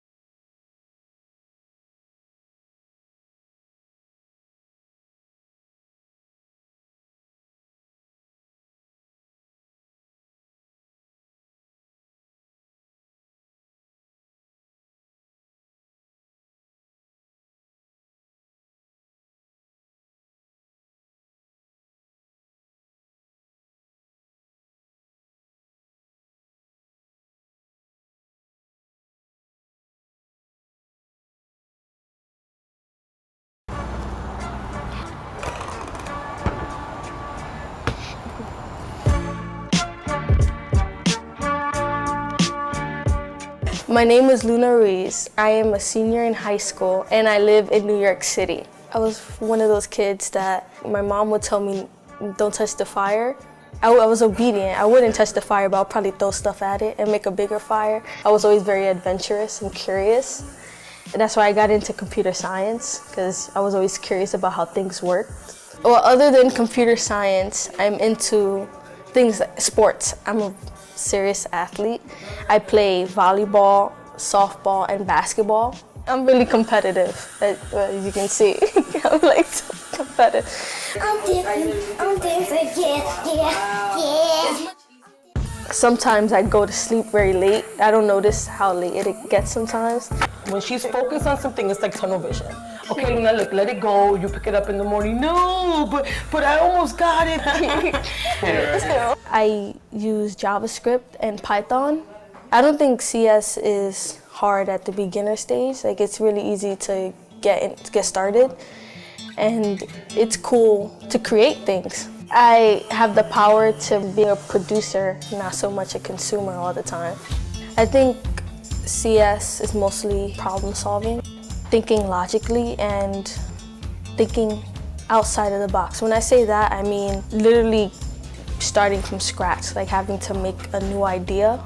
Like, I think that applies to basically everything. Like, I think if someone doesn't know what they want to do in their career, I think they should take CS. Welcome back, all. It's good to see you. Hopefully you had a little bit of a break. We're rocking and rolling. We have a ton. I'm looking through all the different tabs. Adrian, do you need me to copy all these to a doc someplace, or? Yeah, if you could and email it to me, I'll just compile everything that I've got here and, you know, add it with yours, and we'll send it out at the end of the day. Sounds good. So what we're going to talk about today is abstraction. We're talking about Prada. We're talking about pattern recognition, abstraction, decomposition, algorithm. We talk about abstraction. What we're talking about is hiding the details and naming the key ideas. We do this all the time in our classroom, so this is no surprise to us. Abstraction is identifying the principles and properties that are important and relevant, and we use that to hide the details. We hide the things that we don't really need to pay attention to at that time.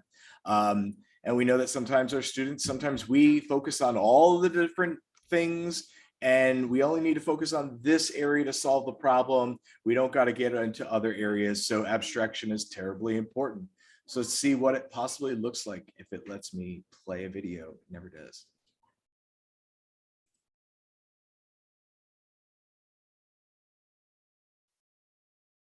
All right. Abstraction is a problem-solving tool that helps you to simplify a situation by removing unimportant information and focusing on what is truly important in a given situation. Suppose you want to find the best bus route between 2 points in a city. There is a lot of information to sort through. However, not all of it is important for this task. For instance, the location of tourist attractions is not important for plotting a route.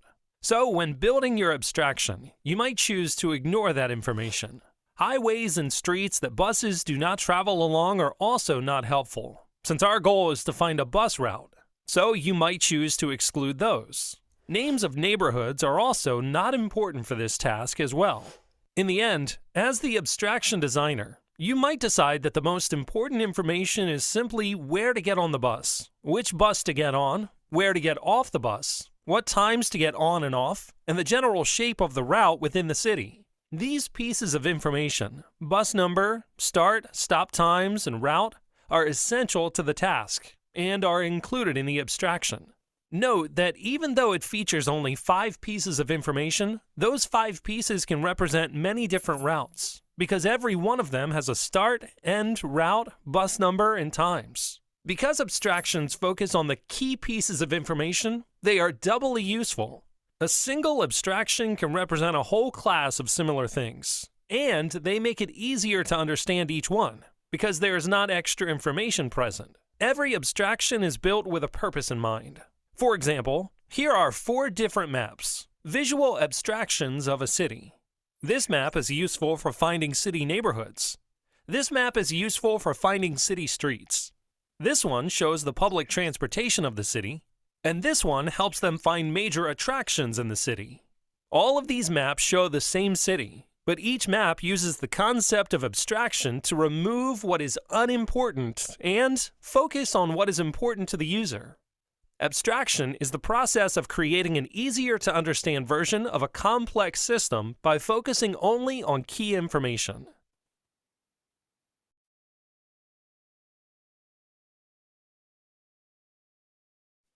So if we head on back, and I'll put the slide deck here in the chat again. So we're thinking about abstraction. We're, dealing once again with our food analogy. We're thinking about our pantry. We may have different things grouped. If I'm going to make breakfast in the morning, I'm going to pull out just the components that I need. I'm not going to add other materials or supplies. When I'm thinking about my spice rack that's near the oven or near the stove, I have just the things that I use on a regular basis. I have other spices and stuff, but that might be not right there, just the things that I need, and make sure that's ready to go. And I focus on things that I definitely need at that moment. Abstraction, the process of filtering out or ignoring characteristics or patterns of data we don't need, hiding those details so that we can focus or concentrate on what we do need. And one of the key reasons here, one of the key thought processes is that we're trying to control complexity. All right, we're taking those complex problems and we're focusing ourselves. Obviously, this is computer science, so we're focusing for that computer, but we're also just trying to hide the complexity for ourselves. So Adrian, I'm going to give you screen sharing and I'll back out. All right, so in abstraction and computer science, and we're going to be playing with this tomorrow. In the content areas, we think about it hiding details, variables, or objects, but in computer science, we think of these as functions. So example you see here, it's telling it where to go, and then pen down and then draw a square. Well, the draw a square is a function, and here are all the different steps that you have to go through in order to draw a square. For abstraction, if you're talking about math, variables, parameters, function, object duality, science content, a model of the atom, which I had, I was going to show you, but I also have, all of us got a duck. Well, this is an abstraction of a duck. Of course, it's not a real duck, and it doesn't have all the different things that are really a duck. The ELA content, summarizing text. You've heard of abstracts for text, developing constructs for social sciences, geographic context, movements or periods at a higher level. So let's go ahead and move into our unplugged example. And I have two questions for you guys. Here's the first one. What did you have for Cheerios this morning?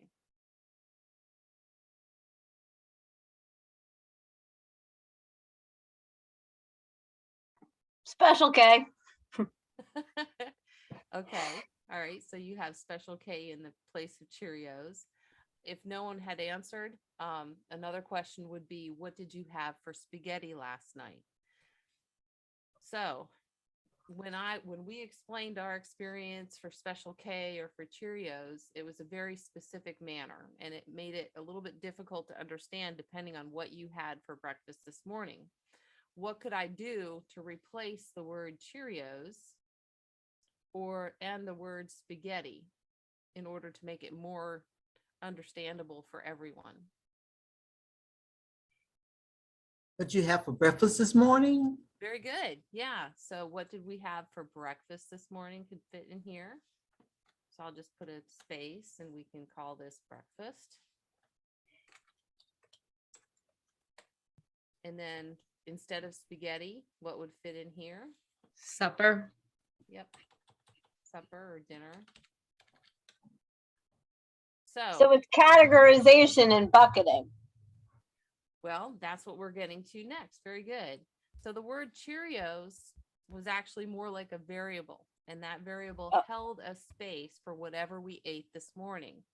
And the word breakfast is an abstraction that helps it work for multiple people. So what else would you naturally use abstraction for? Well, the one example I had given was this duck. This duck is not a real duck. It's an abstraction of a duck, of course. Can anyone think of any other examples of words that we would, or where we would use abstraction naturally?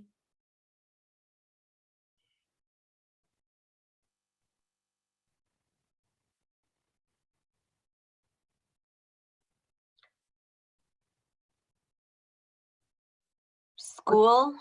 Yeah, go to school.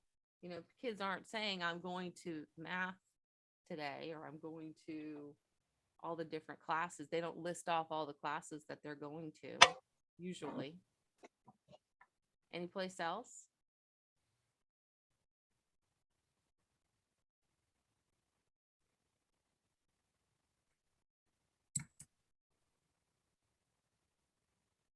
Work. Going to work. Good. That's another good one. Theme park. I Go love to the theme theme park. park. Awesome.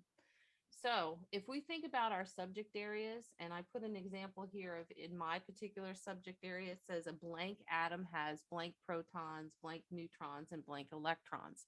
That would work for literally 119 plus elements that I wanted to ask that same question for. So I could say a carbon atom has 6 protons, 6 neutrons, and 6 electrons.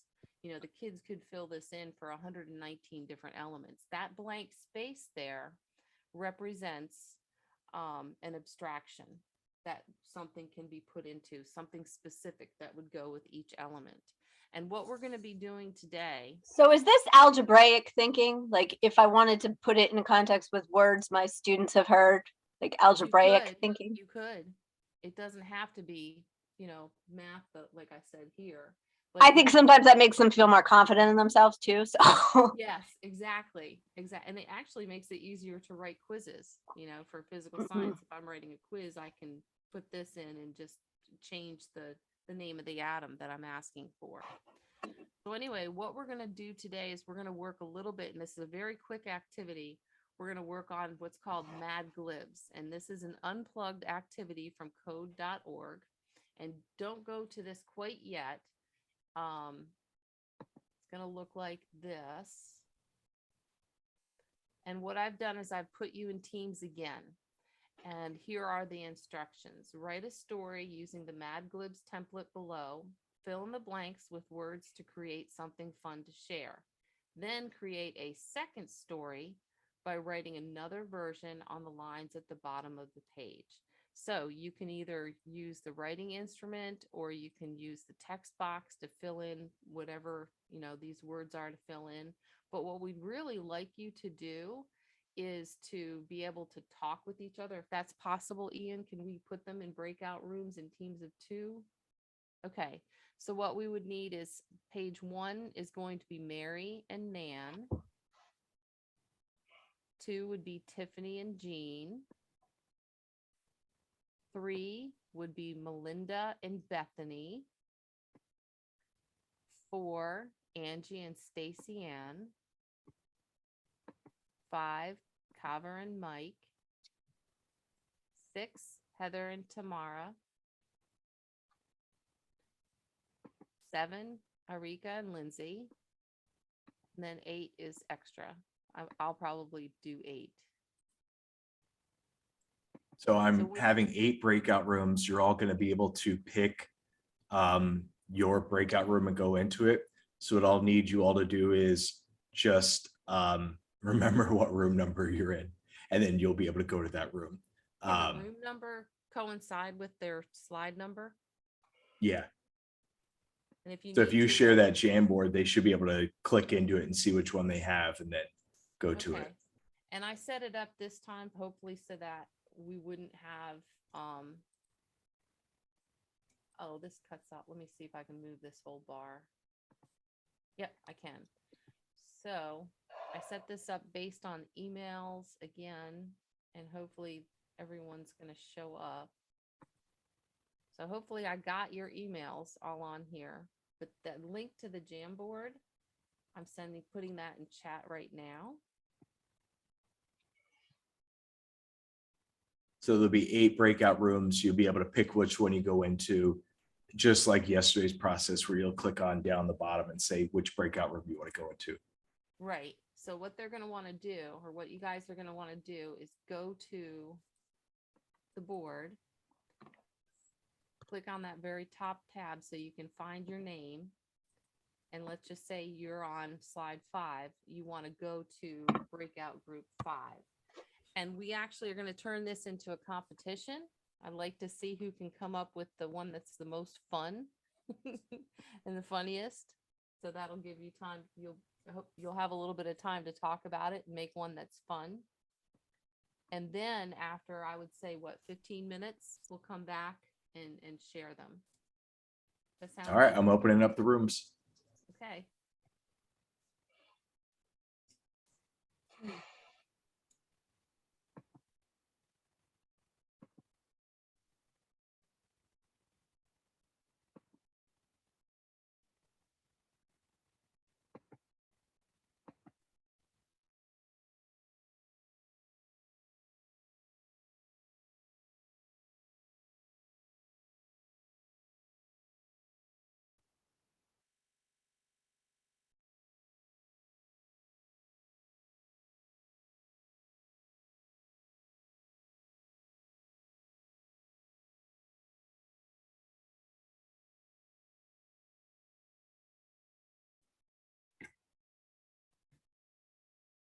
Hi, Nan.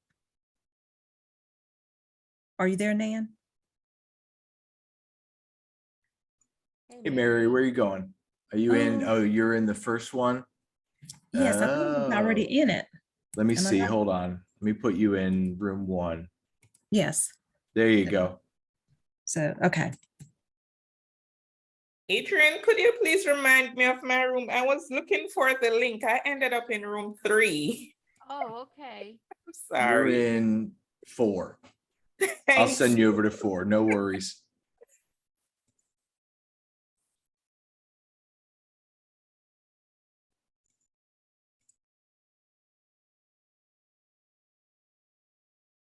Room 1's good, 2's good, 3's good, 5. Harika, you there?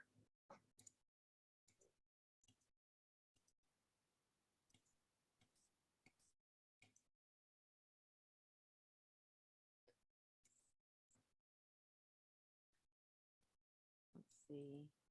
Arika's room 7. Here, I'll send you over there. Who else? That should be it. Okay. Missing someone from room 5. Let's see.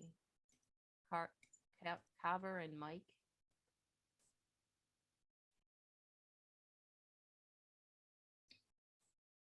Where'd Mike go?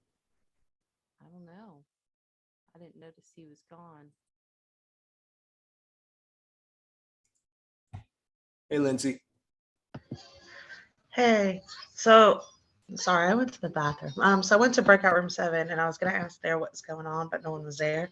So what am I technically just filling out any kind of words in the blanks? Yeah, words at work that you think may turn out to be funny. Okay, thank you. And you're in room 7. Arika's already Yeah. there. I was in there and nobody was, so I came back to Yeah. ask what was He's going there on. now. Sorry. No worries. Thank you.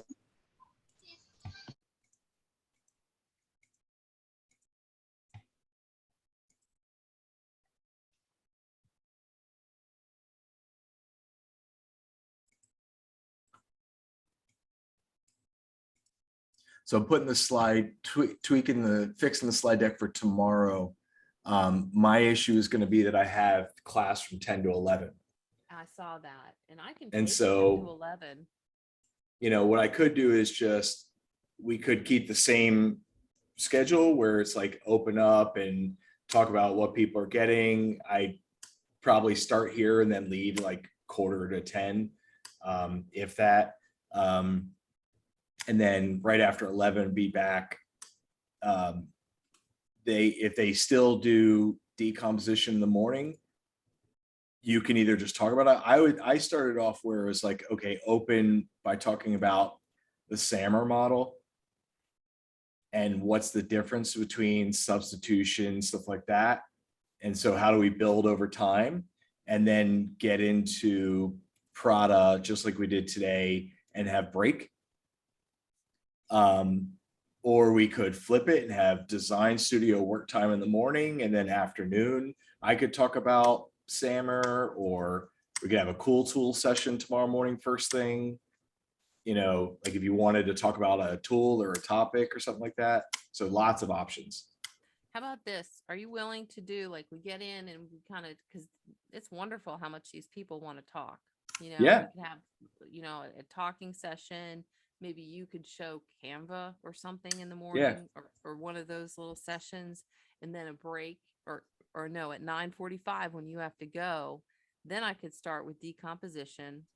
The plan for tomorrow is to do a code.org activity that is much longer than the one that we have today. Yeah. If I could kind of fly through decomposition and get right to the code.org program, get them signed in. Yeah. I think that's going to take the rest of the morning, to be honest with you. All right. So we'll do cool tool, break at 9:45, come back and do decomposition, and go into the unplugged. Well, it's actually plugged. It's actually. Oh, that's right. Go into the activity. Basic, real basic. It's real basic. Okay. But it's fun. So what I'll do is I'll get ready for like a little session tomorrow morning, and we can open up like normal, and then you'll be good to go with decomposition. The slides and stuff will be all in there. Okay. Sure. Hey, Lindsay. Does it have to be clean? Sorry. No, just good enough to, you know, if you can read it in order to Okay. read it back to the group. It's wonderful. Okay. You're trying to make Adrienne laugh, so Make there's all of your us laugh. there's your bellwether. Thank you. No worries. Yeah, pretty much all the stuff for decomposition is ready to go. Awesome. I did it just like I did yesterday and today. And what I'll do is the SAMR stuff I'll move out and then put in a cool tool thing. So if we do like a 1 or 2 cool tools a day. You can do the cool tools tomorrow. As Sam. Yeah, that's what I'm gonna do tomorrow morning, first thing. Sure. Okay. Be like, here's a tool that I use a lot. Perfect. And you said break at 9:45, then I'll come back with decomposition and activity. Yep. And I think I should be able to, let me see if I can make you a host. Let's see, Adrienne.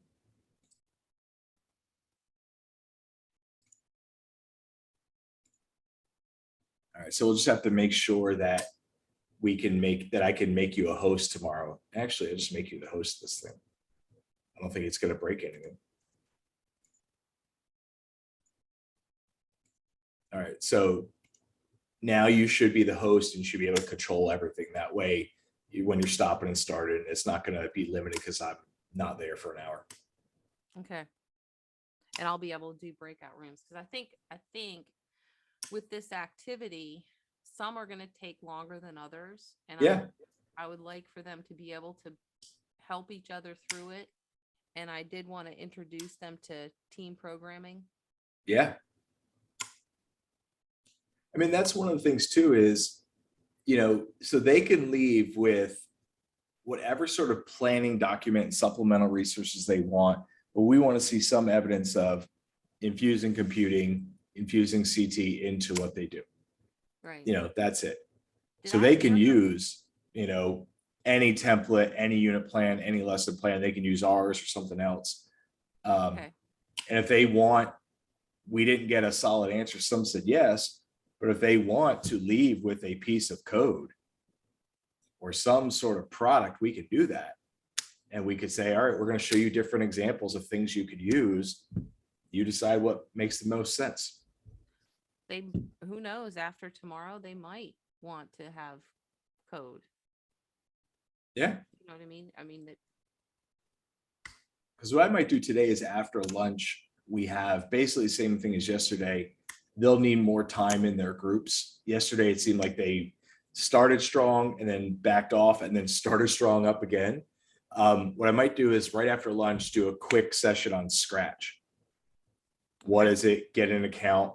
Because I don't know if I want to have them do Scratch and then code.org tomorrow at the same time. Might be a bit too much. So if I did like a quick, here's what Scratch is and why it's important and stuff like that, just do like a half-hour commercial, take a break, then come back. Then they go into, okay, what is, let me see. So Tuesday, basically in the afternoon is, okay, what is abstraction with Bloom's taxonomy, all that, the Jamboard for the Bloom's taxonomy, what's abstraction look like in your life, and then planning time. Okay. So I could easily take, because today we are here till 4 again. Mm-hmm. You know, I could take a half hour. Hey, welcome back from lunch. Here's a quick half-hour cool tool session. Here's a tool that you should know and use. Here's how I use it in my classroom. Here's a bunch of links. Play for 15 minutes. Okay, take a break. We're coming back and we're going to talk about abstraction. Perfect. Love it. Now, did I hear her correctly in that she just wants to see CS brought into the classroom somehow? And it sounded like almost that these people could do, hey, I'm going to do this as a like the circles activity. That could be like an introductory activity they do at the beginning of the year. They could write a short mini lesson plan for that. And then this at Mad Libs activity to show abstraction. They could take that Mad Libs activity and correspond it to their content area, right? Yeah. And use that as another mini lesson. So really, Yeah. if they wanted to, as a final product, they could do 4 mini lessons. Yeah, they could have one lesson. They could just have, here's a lesson I'm going to use one day and I'm going to do this, and that's fine. Okay. And she just wants to see some evidence of, yeah, I'm trying to do this. I'm trying to embed this into my classroom. I'm starting to think about it and I'm not turned off by it, but I want to learn more and I want to do more. Awesome. And I don't think that that's really a hard and fast rule. I think the big thing is just attendance and then you get your stipend and stuff like that, or the CEUs or whatever. You know, I think they'll all be good to go if they're showing up and stuff like that. And I think I saw Michael come in. Yeah. There he is. Just so you know, Courtney, it did have to go to Florida. Yeah, I saw that. Well, people are juggling a lot, you know? Yeah. It's tough. That's why I'm like, all right, if you have other stuff that's happening that's interfering, what are just the non-negotiables? Like, yeah, we can do a lot of different stuff here, but if it's not working, it's not working. All right, what time are they coming back now? In about 2 minutes. All right. So it won't take too long for them to, tell us to explain what they wrote, right? So yeah, then we can just do the wrap up. Entered the waiting room. There's Angie. Yeah, because they're going to come back and then it's going to be wrap up and talk about what they learned. We could even, if we have extra time, we could even say, we'll do the first part of the afternoon. And then they can go to lunch. I'm sorry, I was having technical difficulties. No worries, Angie. No. I need to We're get all back having, my group. I don't know how to get back to my group. I'm group they're all 4. coming back. They're all coming back. I just put a message out closing in 1 minute. So they're finishing up now. How you doing, Angie? I'm doing great. Yeah. Great. I'm enjoying this PD. Lots of information. We're trying not to blow people out, but show some fun stuff that we can use and some tools and stuff like that. So I love this Jamboard. Isn't Jamboard fun? It's fun. The students will love it. I had teachers start, I would do PD and I had a couple colleagues, they're high school teachers in Philly, and they started using it. I was like, I'm not really sure I like it. And then I started using it more, and now I use it in my classes. You know, I'll use it instead of Padlet, or the other one I was trying to think of yesterday was ThingLink. I used to use ThingLink all the time. And, you know, Jamboard's nice. It's baked into Google stuff. It's like a modified, I do a lot of like mind mapping stuff.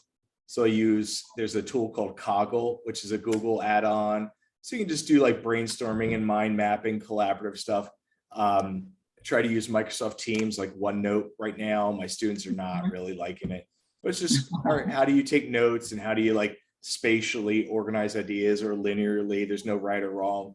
But the nice thing about Jamboard is that it's like a slide deck and like a spatial, like a Padlet, but you know, in chunks. Yes. Students would absolutely love it. Yeah.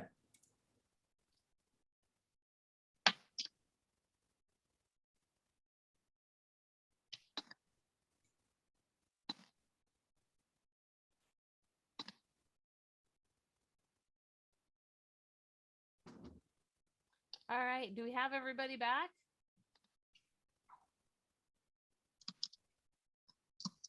Awesome. I'm going to go ahead and ask, is there anyone who wants to share theirs?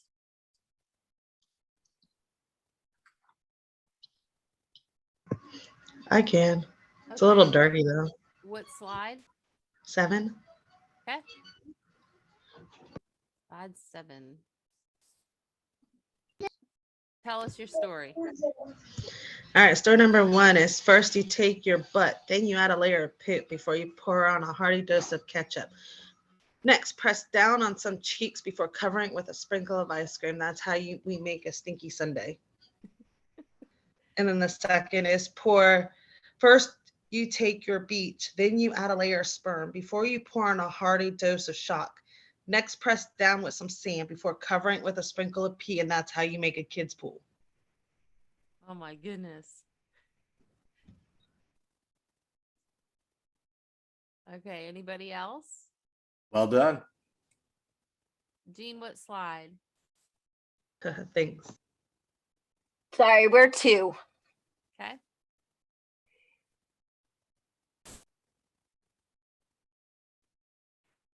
Slide 2, go ahead. So we did one that was trying to be positive. First, you take your learner, then add a layer of, and creativity should have been in there. I don't know where I put creativity. It didn't end up there. Pour on a hearty dose of tenacity. Next, press down into some critical thinking before covering with a sprinkle of innovation. And that's how we make an IB learner. And then our second story is more of like what we went through last year, and what we're real hopeful is not going to happen this year with new leadership. First, you take your overflowing classroom of students, then add a layer of lawnmower parents before you pour on a hearty dose of disruptive behavior. Next, press down into the ingrained helplessness before covering with a sprinkle of misguided reward. And I'm thinking of PBIS there. In particular, that's how we make a stressed out teacher who unabashedly wears jeans every day of the week. Very cool. Very cool. Awesome. And you know what? What's interesting, it used to be maybe 10, 15 years ago, it wasn't called lawnmower parents. They were called helicopter parents, remember? And now the helicopter parents were just hovering. Now we have the lawnmower parents who just want to run the teacher over or the principal over. It's true. You know what's funny though? I can see the positive intent behind that as a parent, because I have a student, my oldest is going to go into 3rd grade. He's 8 years old. He's on the autism spectrum, and I don't do it to roll over teachers. But I like Canva is my lifeline because I make a thing like that every year that shows my son's strengths and weaknesses. I give them a picture of my child. I get into communication with the parents because I want it to go smoothly. But it's always a struggle for me to balance between being a teacher and a mom, like, and being a fellow colleague. So if I'm in the same building with the teachers, it can be tricky. And in the past, when I've been an administrator, it's been real tricky. But I do think sometimes those lawnmower parents, some of them really are just trying to avoid their kids, having any issues. And others are really also thinking of, it's not just my kid, it's that they're going to affect this, and this in the classroom. I think what you did was more proactive. I wouldn't have thought I don't think of that as, Yeah, I'm just wondering if it kind of might be termed the same thing if if somebody didn't take it the right way. Yeah, understood. Well, this was very good. Both stories were excellent. Anybody else want to share? I will share ours. Number one. All right. Okay. First, you take your spoon, then add a layer of ketchup before you pour on a hearty dose of chocolate. Next, press down into the graham cracker before covering with a sprinkle of garlic. That's how we make an appetizer.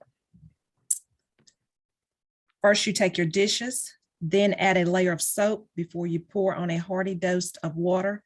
Next, press down into the sink before covering with a sprinkle of dish detergent. That's how we make a clean plate. All right. Awesome. Good job, Mary and Nan. Anybody else? I'll read ours. It's number 6. Okay. First, you take your shovel and then add a layer of manure before you pour on a hearty dose of TLC. Next, press some down into the fairy dust before you covering with a sprinkle of powdered sugar. That's how we make a magical teacher. First, you take your beach shovel, then add a layer of chocolate before you pour on a hearty dose of wine. Next, press some down into the cooler before covering with a sprinkle of pop rocks. That's how you make a perfect teacher appreciation gift. Oh, yeah. All right, 2 things. Number 1, winner. Number 2, and I know bechamel's coming up soon, so I have a soft spot in my heart for bechamel. Winner. Second, we need these to go out in the Slack channel. These, I think everyone will appreciate all of your humor. Well, what we could do is have everybody get a screen print of theirs and post it with theirs. Do you want to go over how to do that?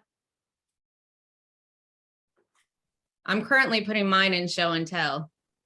Yeah. So you go to show and tell. Oh no, mine, I'm too shy to put mine on the feed right there. All right, well, if you want to, we can do this. But what you do is you go first, you get the screen print. And I'll move this to do it. I just have a snipping tool on mine. And then I save it to save as. I'll just call it a Mad Glib. It's going to be in my downloads. Then I can go back to Slack into the show and tell. There we go. Mad Glibs. And Ian said this was the winner for today. And then attachments. Upload. There's our Mad Glib.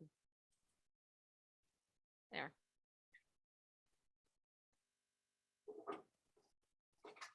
Awesome. Well, I want you guys to know, is there anyone else who wants to present? Yeah, I can read out. Okay. Yeah, we had one more one coming up. 5. Okay. Mike was having issues with his internet, so yeah. So I'll just read my top one. First you take your pasta, then add a layer of ground meat before you pour on a hearty dose of bechamel. Next, press some down into the pasta sauce before covering with a sprinkle of cheese. That's how you make a lasagna. Nice. Very good. Yeah. All right, did we get everybody?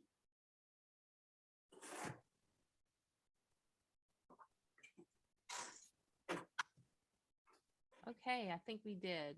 While you guys are making copies and pasting that, I just want to tell you that these blanks in here represented functions that can be replaced with other things. Had we gone on to the second part, this is called the Abstraction Assessment Worksheet.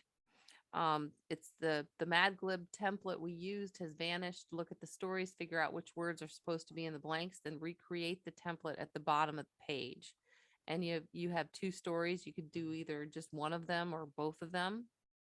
And you're asked to underline the ones that are supposed to be blanks in that story. And so you're really making your own template for a MadGlib for someone else to do.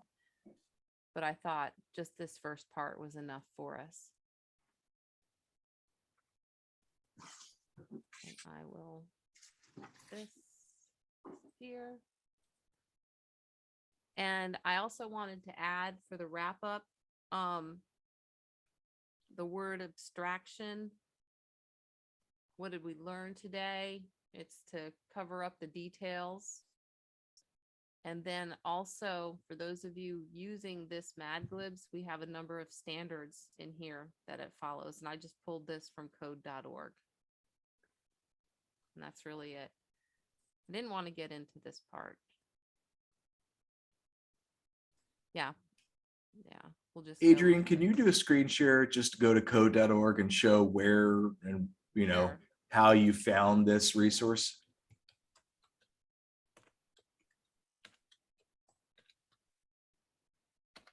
I just went to code.org, Abstraction Unplugged, and there it is.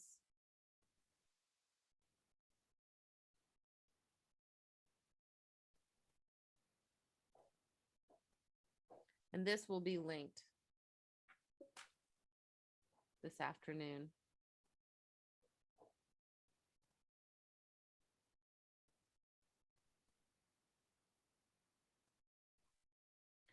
And it's really cool because it gives you links to all it actually gives you the templates that you can use and the stories. There's another link that I used in here. Hang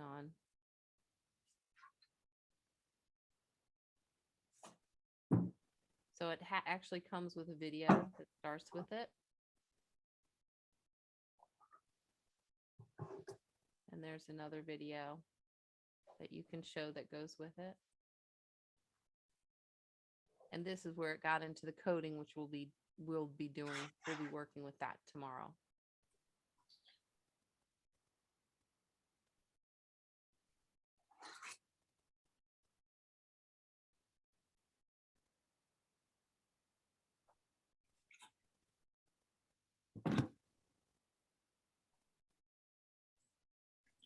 Any questions on abstraction? What does abstraction look like? What did it look like in your work with the MadGlibs?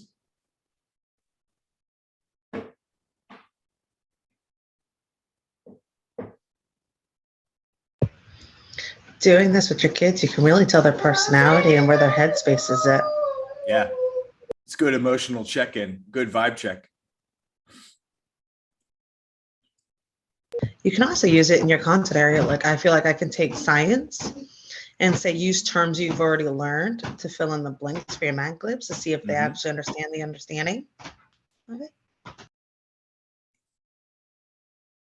Yeah, I like the video from before about looking at the different maps, and identifying maps that best support the goals or the purpose or the problem. If we're still focused on problem solving in CT and CS, it's like looking at the different maps and the information you provide.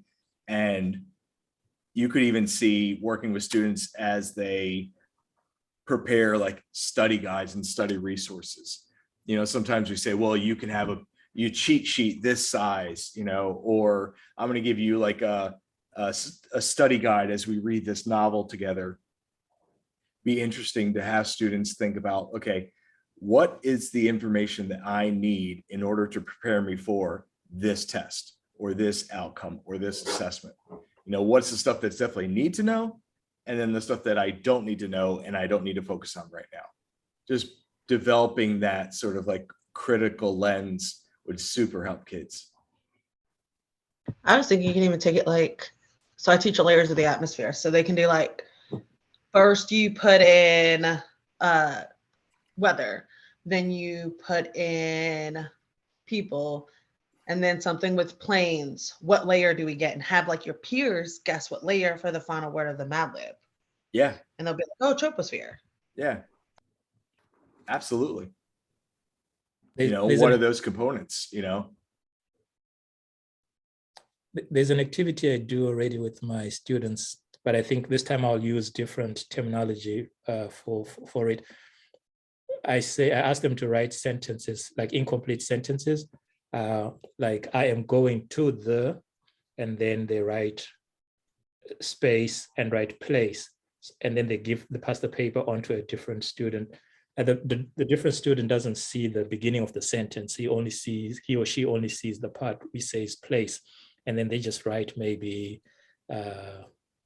supermarket. So, and then they start a different sentence, dash eating at the restaurant. And then they write person or pronoun. And then the other person just looks at the word pronoun and writes a pronoun in the space. So we end up with a silly story like I am going to the, and then with a filled in word, he am eating at the restaurant, something silly like that. So I guess I can just use the same terminology for today when I do the same activity next time. Yeah. And what I love about that is, like, for me, the starting point, and we're going to talk about this in a minute. I mean, the starting point for me is going into the room and saying, okay, I think, you know, I've taught this unit, I've taught this lesson 30 times. I have to teach it. I think it relates to abstraction. And so I think, you know, I'm going to teach the lesson like I normally do, but as I teach it, I'm going to say, okay, what abstractions can we develop from just using the words and seeing how you feel about it? Because you're normally, you know, your content area, you're normally going to make those connections. And just starting to use the terminology in your classroom definitely helps. You know, it builds up your comfort level, so it's not a surprise. At least I've felt that. And I feel that in most aspects of teaching and learning. And as I think about pedagogy, you know, if I'm thinking about embedding social emotional learning or, anti-bias, anti-racist pedagogy in, or critical praxis, or whatever new component, I'm like, okay, well, let me just try using the words in my class and see how it feels. But I'm a literacy person, so that's part of the challenge, or part of my issue. So 2 more things before we move on for lunch. One is want to talk a little bit about, have some sort of gather everybody's temperature to see how you feel about deliverables for this week. So we talked a little bit about it before when Melanie was here. We had a little bit in the emails and the feedback. Adrian and I chatted a little bit. It seems from CSPD's perspective, their metric is attendance. And I think that's pretty much it. Adrian, I might be wrong, but I think it's pretty much attendance. And that's and something to prove that you're going to do something or planning to do something in the classroom that just involves CS. Yeah. Be that computational thinking or some kind of programming or just something. And that doesn't have to be a full unit plan. That could be even just a lesson plan, correct? Yeah. I mean, it seemed like from what Melanie was saying is it could be a full, like we've shared that transdisciplinary unit plan. You all have your own planning tools. You all have copious amounts of unit plans and SLOs and everything out there all around the world. Melanie was even saying like this could be something that was, I got a couple mini units, a couple strategies. And so Adrian and as we were planning for this week, we said, okay, we definitely want to focus on CT, definitely want to focus on Prada, definitely want to make those connections to your content area, definitely want to demystify the process and lower anxiety levels around this. And have you collaborate and talk with one another and leave with something you can use in your classroom. We've been leaning to the unplugged, as I said, but our general questions are, one, we just want you to be able to leave with some sort of like instructional materials that you could and should use in the upcoming year. Whatever format or template that looks like is up to you. We gave you the transdisciplinary just as a way to poke and prod, but you can use whatever resources you want. You can work individually or collaboratively. We started that process yesterday. We will continue that today after lunch. What are your thoughts and feelings about having some sort of like tool or code or program or game or whatever that you produce by the end? Where's your heart right now with that?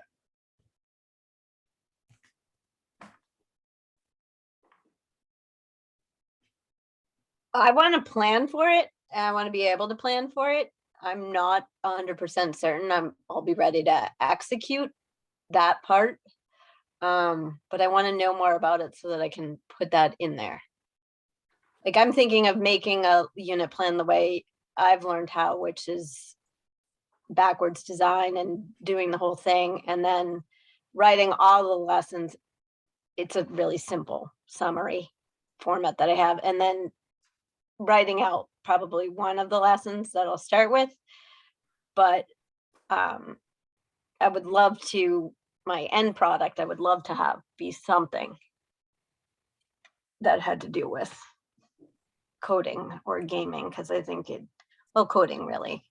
I think it would be helpful for my students to understand as language being put together, and especially with my goals as an ESOL teacher. Mm-hmm. I just want to add to that, and you guys will see this tomorrow. Programming also can be unplugged. We're going to see tomorrow that it's not something you even have to have a computer for. You can still write out steps of programming, and that counts as an unplugged activity. So that, I mean, it's not necessarily I have to take my kids and sign them all up for SNAP or sign them all up for code.org. That's not needed. If you want to include some kind of programming, you can still do the unplugged version too of it. And I'll show you. And it how might that be works. necessary. You might not have access. Yeah, We talked about, hey, how do we get more tools? I might not have the infrastructure in my building to do some of this stuff. I mean, robotics and maker spaces and labs, but not even going that route, getting access to a computer might be an issue. So it's like, well, that doesn't and in mean we some don't handle it. cases, if you teach at the end of the day, you may not have Wi-Fi in certain areas. Yeah, exactly. We literally don't have any after 2 o'clock Yeah. as the summer approaches in Hilton Head. So how's everybody else feeling about messing around with some code, playing with some stuff? Like, yes, you turn in the teaching materials, the instructional materials.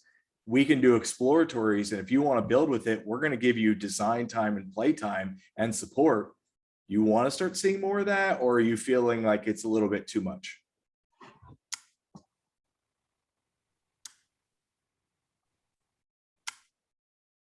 I'm kind of with Jean. Like, I want to get to that point. Like, I'm starting to see how I can use a lot of activities that are these ones we've been doing, but I want to have an intro to it so that I can attempt it, whether it's just writing on paper or actually being able to do it. I agree with that. I would like some more exposure, but I don't necessarily want to commit to something that's going to be finalized by the end of the week. But I would definitely appreciate some information, and even some of the things like you talked about, like going into more detail in Canva and things like that. Like I would appreciate getting a better feel for some of those things. Because we can do exploratories and say, all right, we're going to go in and we're going to spend a half hour. We're going to do exactly what we do with our students. We do a half-hour commercial on a tool.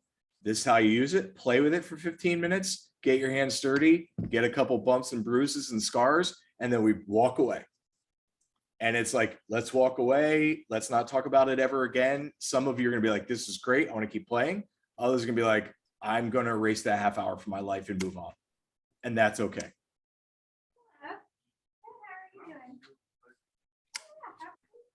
Okay. So we Starting will. Tomorrow, you'll see, okay, here's how it would be done unplugged without a computer. Here's how we would use it on a computer. And then you're going to get into the code.org. You'll see it. You'll see it both ways. Starting. And so a lot of what Adrian and I will do, quick little like cool tool sessions, tools that we use, products, platforms. We'll start today. One of the things that we will also do is we will continue to fold in the terminology. So as we're using stuff, we will use the terminology that we use with our students. So we talk about pattern recognition, looking at abstractions of this data, stuff like that. Last thing before we move on. So as you think about your materials that you create, one of the models that I use when we think about technology integration, there's a couple different models or heuristics out there. There's TBAC, which I think has a lot of resonance. There's also the SAMR model. And the SAMR model I value because it talks about levels of technology integration into what you're doing. So this is when I do work on new literacies or digital literacies. Those of you that are middle school, high school English teachers, the new definition of digital literacy I helped write. So when I think about integrating that into the classroom, I look at the SAMR model. And what we're looking at is gradations of infusion into your classroom, okay? A lot of different models, but I think this is one way to start to think about it. And so SAMR stands for substitution, augmentation, modification, redefinition, okay? So substitution is basically, I currently do this, I'm gonna use this now instead. One example is Google Docs, okay? Instead of me printing out a piece of paper, instead of me passing out the paper in the classroom, I'm going to use Google Docs. You're substituting one tool for another. That is still technology integration. It's still good. Good is still better, okay? That's fine. And so some of us, as we're thinking about integrating or infusing CT into your unit, there might be this thing of like, oh, it needs to be like all the bells and whistles. There's many layers here, okay? There's a lot of plugged and unplugged activities. There's just using the terminology. They're all good. Augmentation is where we start to see some subtle change, okay? So you got that substitution. I'm using Google Docs instead of Word or handing out pieces of paper, but now there's some functional improvement. There's something a little bit better. I would argue, not everybody would agree, I would argue that there is a benefit moving to Google Docs from Word, okay? I believe there is. The ability to collaborate, the ability to automatically update. I don't really use Word or Office ever. Now I'm going back to Office because my institution's moving away from Google, and it's been hard for me. I'm trying to also de-Google my life, but it's, you're thinking about some subtle inference. Modifications where the fun stuff starts to happen, where you have a significant task redesign, and then redefinition is you're in a new planet, okay? You, instead of a Word doc and a kid is reading a piece of paper, now it's something totally different that you're dealing with now, okay? And when we think about technology integration, it really is saying something to be in modification as opposed to redefinition, okay? So in there, I have examples using Google Forms as an assessment device. and different ways that you can integrate it. But I've got a different example. So one of the tools that I use a lot in my readings in my classroom is hypothesis. Does anybody use hypothesis at all? Yeah, I love hypothesis. So hypothesis is an open web app. So back in the good old days, we would have a tool that I would use in my classroom called Lit Genius. If I could type. Lit Genius. So Lit Genius, and there's Poetry Genius and Rap Genius. And what I would do is in my middle grades, in my high school classroom, I'd take poems or I take hip hop lyrics or whatever. I put it up on Genius and kids can mark it up. So I'm going to do the teacher dreaded mistake, and I'm going to pick a random song that's on here. So I'm going to say, so what's cool about Genius is they will have, you know, they'll put song lyrics up there and then people can mark those up and talk about where this content comes from. Okay. I would use it all the time in my classes. What's cool is also artists and producers like Rick Rubin started going in there and saying, here's the inspiration for the song and stuff like that. So I'd put like Kanye lyrics in there. I'd put, I teach a class on hip hop poetry and slam poetry. And we listen to Pimp a Butterfly by Kendrick Lamar. And so I put all the songs and the lyrics in there. My issue with Genius is that one, it's closed and proprietary. Two, a lot of the developers, the people that were running it were heavily misogynistic, and they were out there saying stuff on social media that I didn't agree with. So it's like, I don't want to support that sort of stuff. So Hypothesis started to come up at the same time. Hypothesis is an open web app, and the goal is to add a layer of annotation to the internet, to the web, okay? And so what this looks like is, if I'm going to log in, you don't have to, I can do a lesson later on Hypothesis if you want to. But here's how I use Hypothesis in my classes. If I can log in. All right, so I'm going to log in using my credentials. And one of the things that I do is I have groups for my classes. So in my language and lit classes, students, it's a novel thing.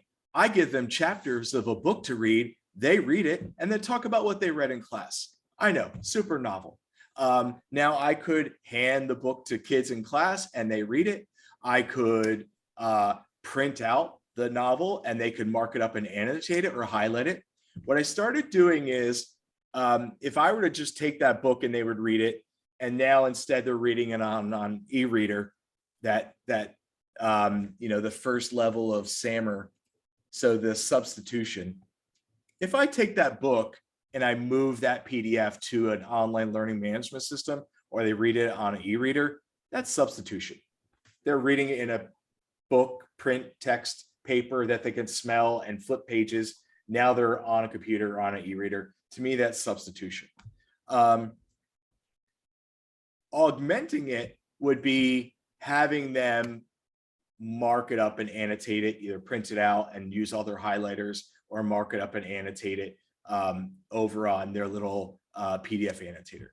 What I do is, what Hypothesis will do is, you can annotate and mark up the text together all as one class.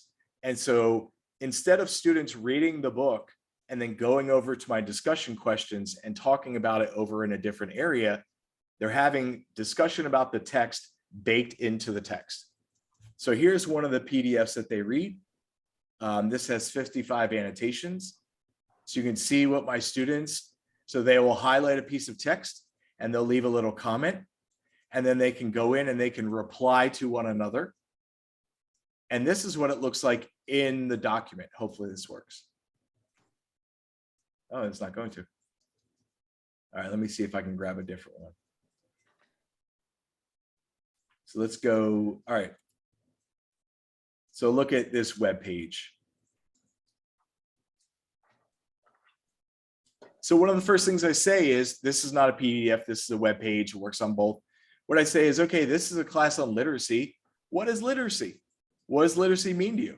So we start off the class, they go to a web page, and the way Hypothesis will operate is super simple. It's a plugin. So I can go in and I can open and close this. I can say, if we define literacy, I can highlight something and I can annotate it or highlight it. I'm going to annotate it. And down here's my annotation. I can leave a comment. I can leave tags. I can post it publicly or to my group. So students come in and they'll say, I agree, this is difficult to define. There's their tag. And there's students replying. So they're having discussion about the text baked into the text. They can reply, they can share it out, stuff like that. Okay. So you load this ahead of time, this particular web page, and then you also load your children in, your students in, or you just give them. So when you use Hypothesis, really Hypothesis, what you do is you create an account and then it worked great on Chrome, doesn't work so well on Firefox. If you're using Safari or whatever the Edge Explorer, like why are you using those? But so you add the extension. I'm on Firefox now, so I'm using a little Firefox extension. And then all you do is you go to any web page. So I'm going to go to Lifehacker. And I'm going to say, we were talking about sauce earlier, so I'm going to look at hollandaise. And I'm going to say, I'm going to highlight this. I'm going to first of all turn on Hypothesis. And I'm going to turn it on. I'm going to highlight this. Come on, baby.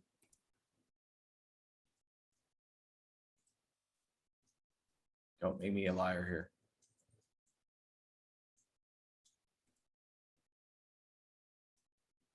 I'm using Firefox, so it's not wanting to play as nicely with me.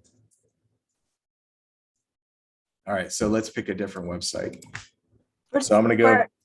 For another idea, I've done the same thing through Google Docs. And as long as the document is not something like, and as long as you're only using it for teaching purposes and you're not like, you can't really get in trouble for that either. And then you can have all your editing is, it can still be shared with the class if you have a shared document, or I have kids work in groups and share a document sometimes. So with Hypothesis, it's a browser extension. So you basically just send a link or a PDF to kids. And if they have the browser extension, they open it up and they can just start highlighting and marking up text. Cool. So there are other tools that do this, you know, so here is it's finally loading for me. So I can see if I go to public, there's no public annotations. What's really cool is if you have some teaching groups like NCTE, every once in a while, National Writing Project, they'll do annotation, what's it called? Flash mobs. So they'll do like one night, they'll all go to a New York Times article and annotate the thing. Or if there's a research pub that comes out. So with this, what I can do is I can highlight this, click annotate, and say, I've never thought of this. So with Hypothesis, that just means when you annotate, instead of public, you can make your own class from. I can make my own class group. Okay. I can make it private. So instead of bookmarking websites, you could just annotate and save all of your bookmarks. So if I post this to public, now I had this note, I can share this note out as a tweet or whatever. I can go back to Hypothesis and I can see all my annotations. So you can see I have 600-ish. I can see all my tags. I'm an internet researcher. See all my stuff. You can follow my tags and my notes. Okay. And I can have dialogue there. So my question for you is, instead of where on the level of SAMR is this? So I want my kids to read. I want them to pay attention and talk about the readings. Where is this? Is this substitution, augmentation, modification, or am I essentially redefining the task?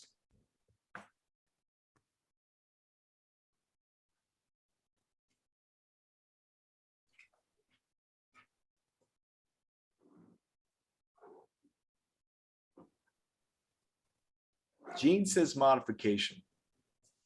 That's what most of my students say in class. When I push them, and why I like the hypothesis model is we'll talk about SAMR throughout the semester, and we'll talk about Google Forms. All right.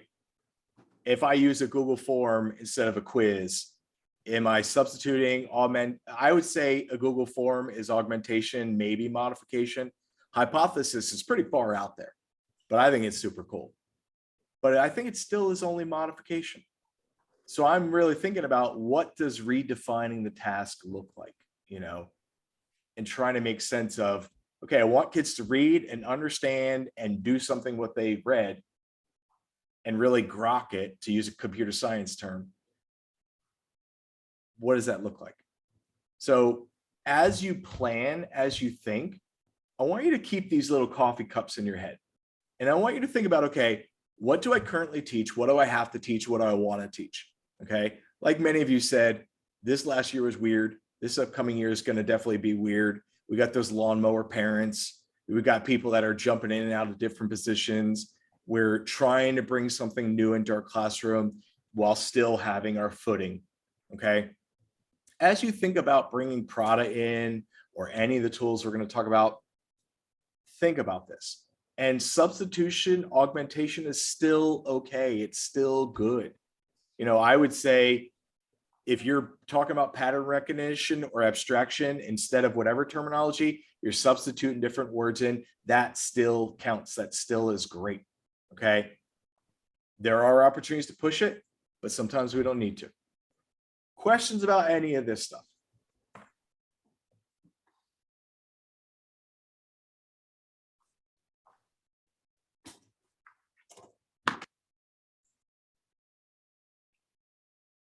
So when we come back from lunch, we will talk a little bit more about abstraction, think about what that looks like. We'll have the first of our little cool tools sessions. Once again, a half hour in and out, play with something, walk away. All right. Everybody takes the jewelry off, the earrings off, the rings off. No rumble no jazz before the rumble, as they say in The Outsiders. And then after a half hour, we walk away, and then you'll have planning time to think about what this looks like in your content area, what it looks like in your classroom, what do you want to build, not build, stuff like that. So have a good lunch. We'll see you back here at 1 o'clock. See you in an hour. Oh, Adrian, go ahead. Oh, no, I just was putting a 1. See you at Oh, 1. yeah. Have a good lunch. Go walk away from the computer.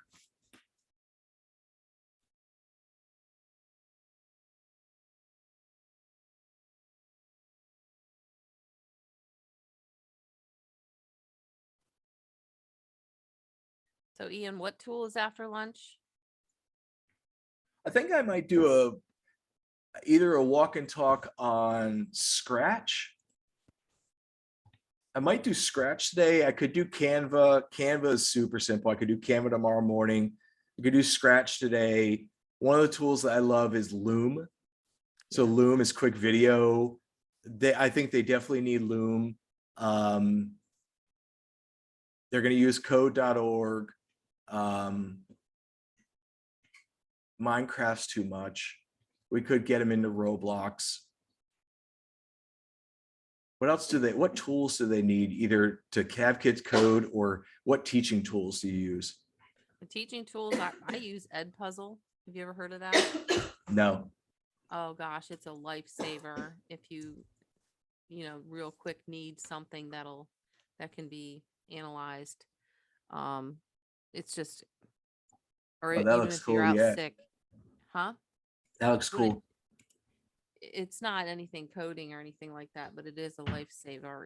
You just can pull in videos that go along with your content, and you can either make up questions that go along with those videos, or people have already, like 10 or 12 people have already made their own questions that you can choose to use, and it automatically uploads their grades into Google Classroom. Oh yeah. Can you do a session on Explain Everything? I have not used it in 2 years now. You don't have to if you don't use it often. I think We definitely want to share like a screen capture, screencasting software, Okay. you know? So like I'll share Loom, and then there's another one that I use Screencast-O-Matic. I love, Screencast-O-Matic. I think that works. There's also a new one I found called Tango. Is it Never heard of Tango? it. Yeah. Oh, I'll talk about Tango. So Tango, a web developer friend of mine shared this. You do quick tutorials. So what you do is you basically share, okay, go to this page, click on that, click on that. I started to use it. It's a little bit hard to figure out how it works, but it's cool. Is it free? Yes. See, Screencast-O-Matic isn't really free unless you have really short videos. I have people use it and keep the videos short. And even then the pro version is what, like $15 a year.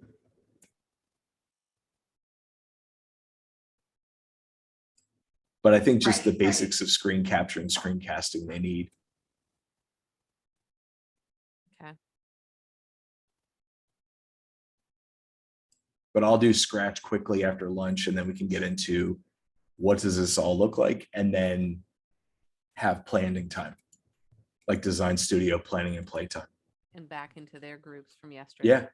Okay. Yeah. It's just sounds good. All right. See you at 1 o'clock. All right.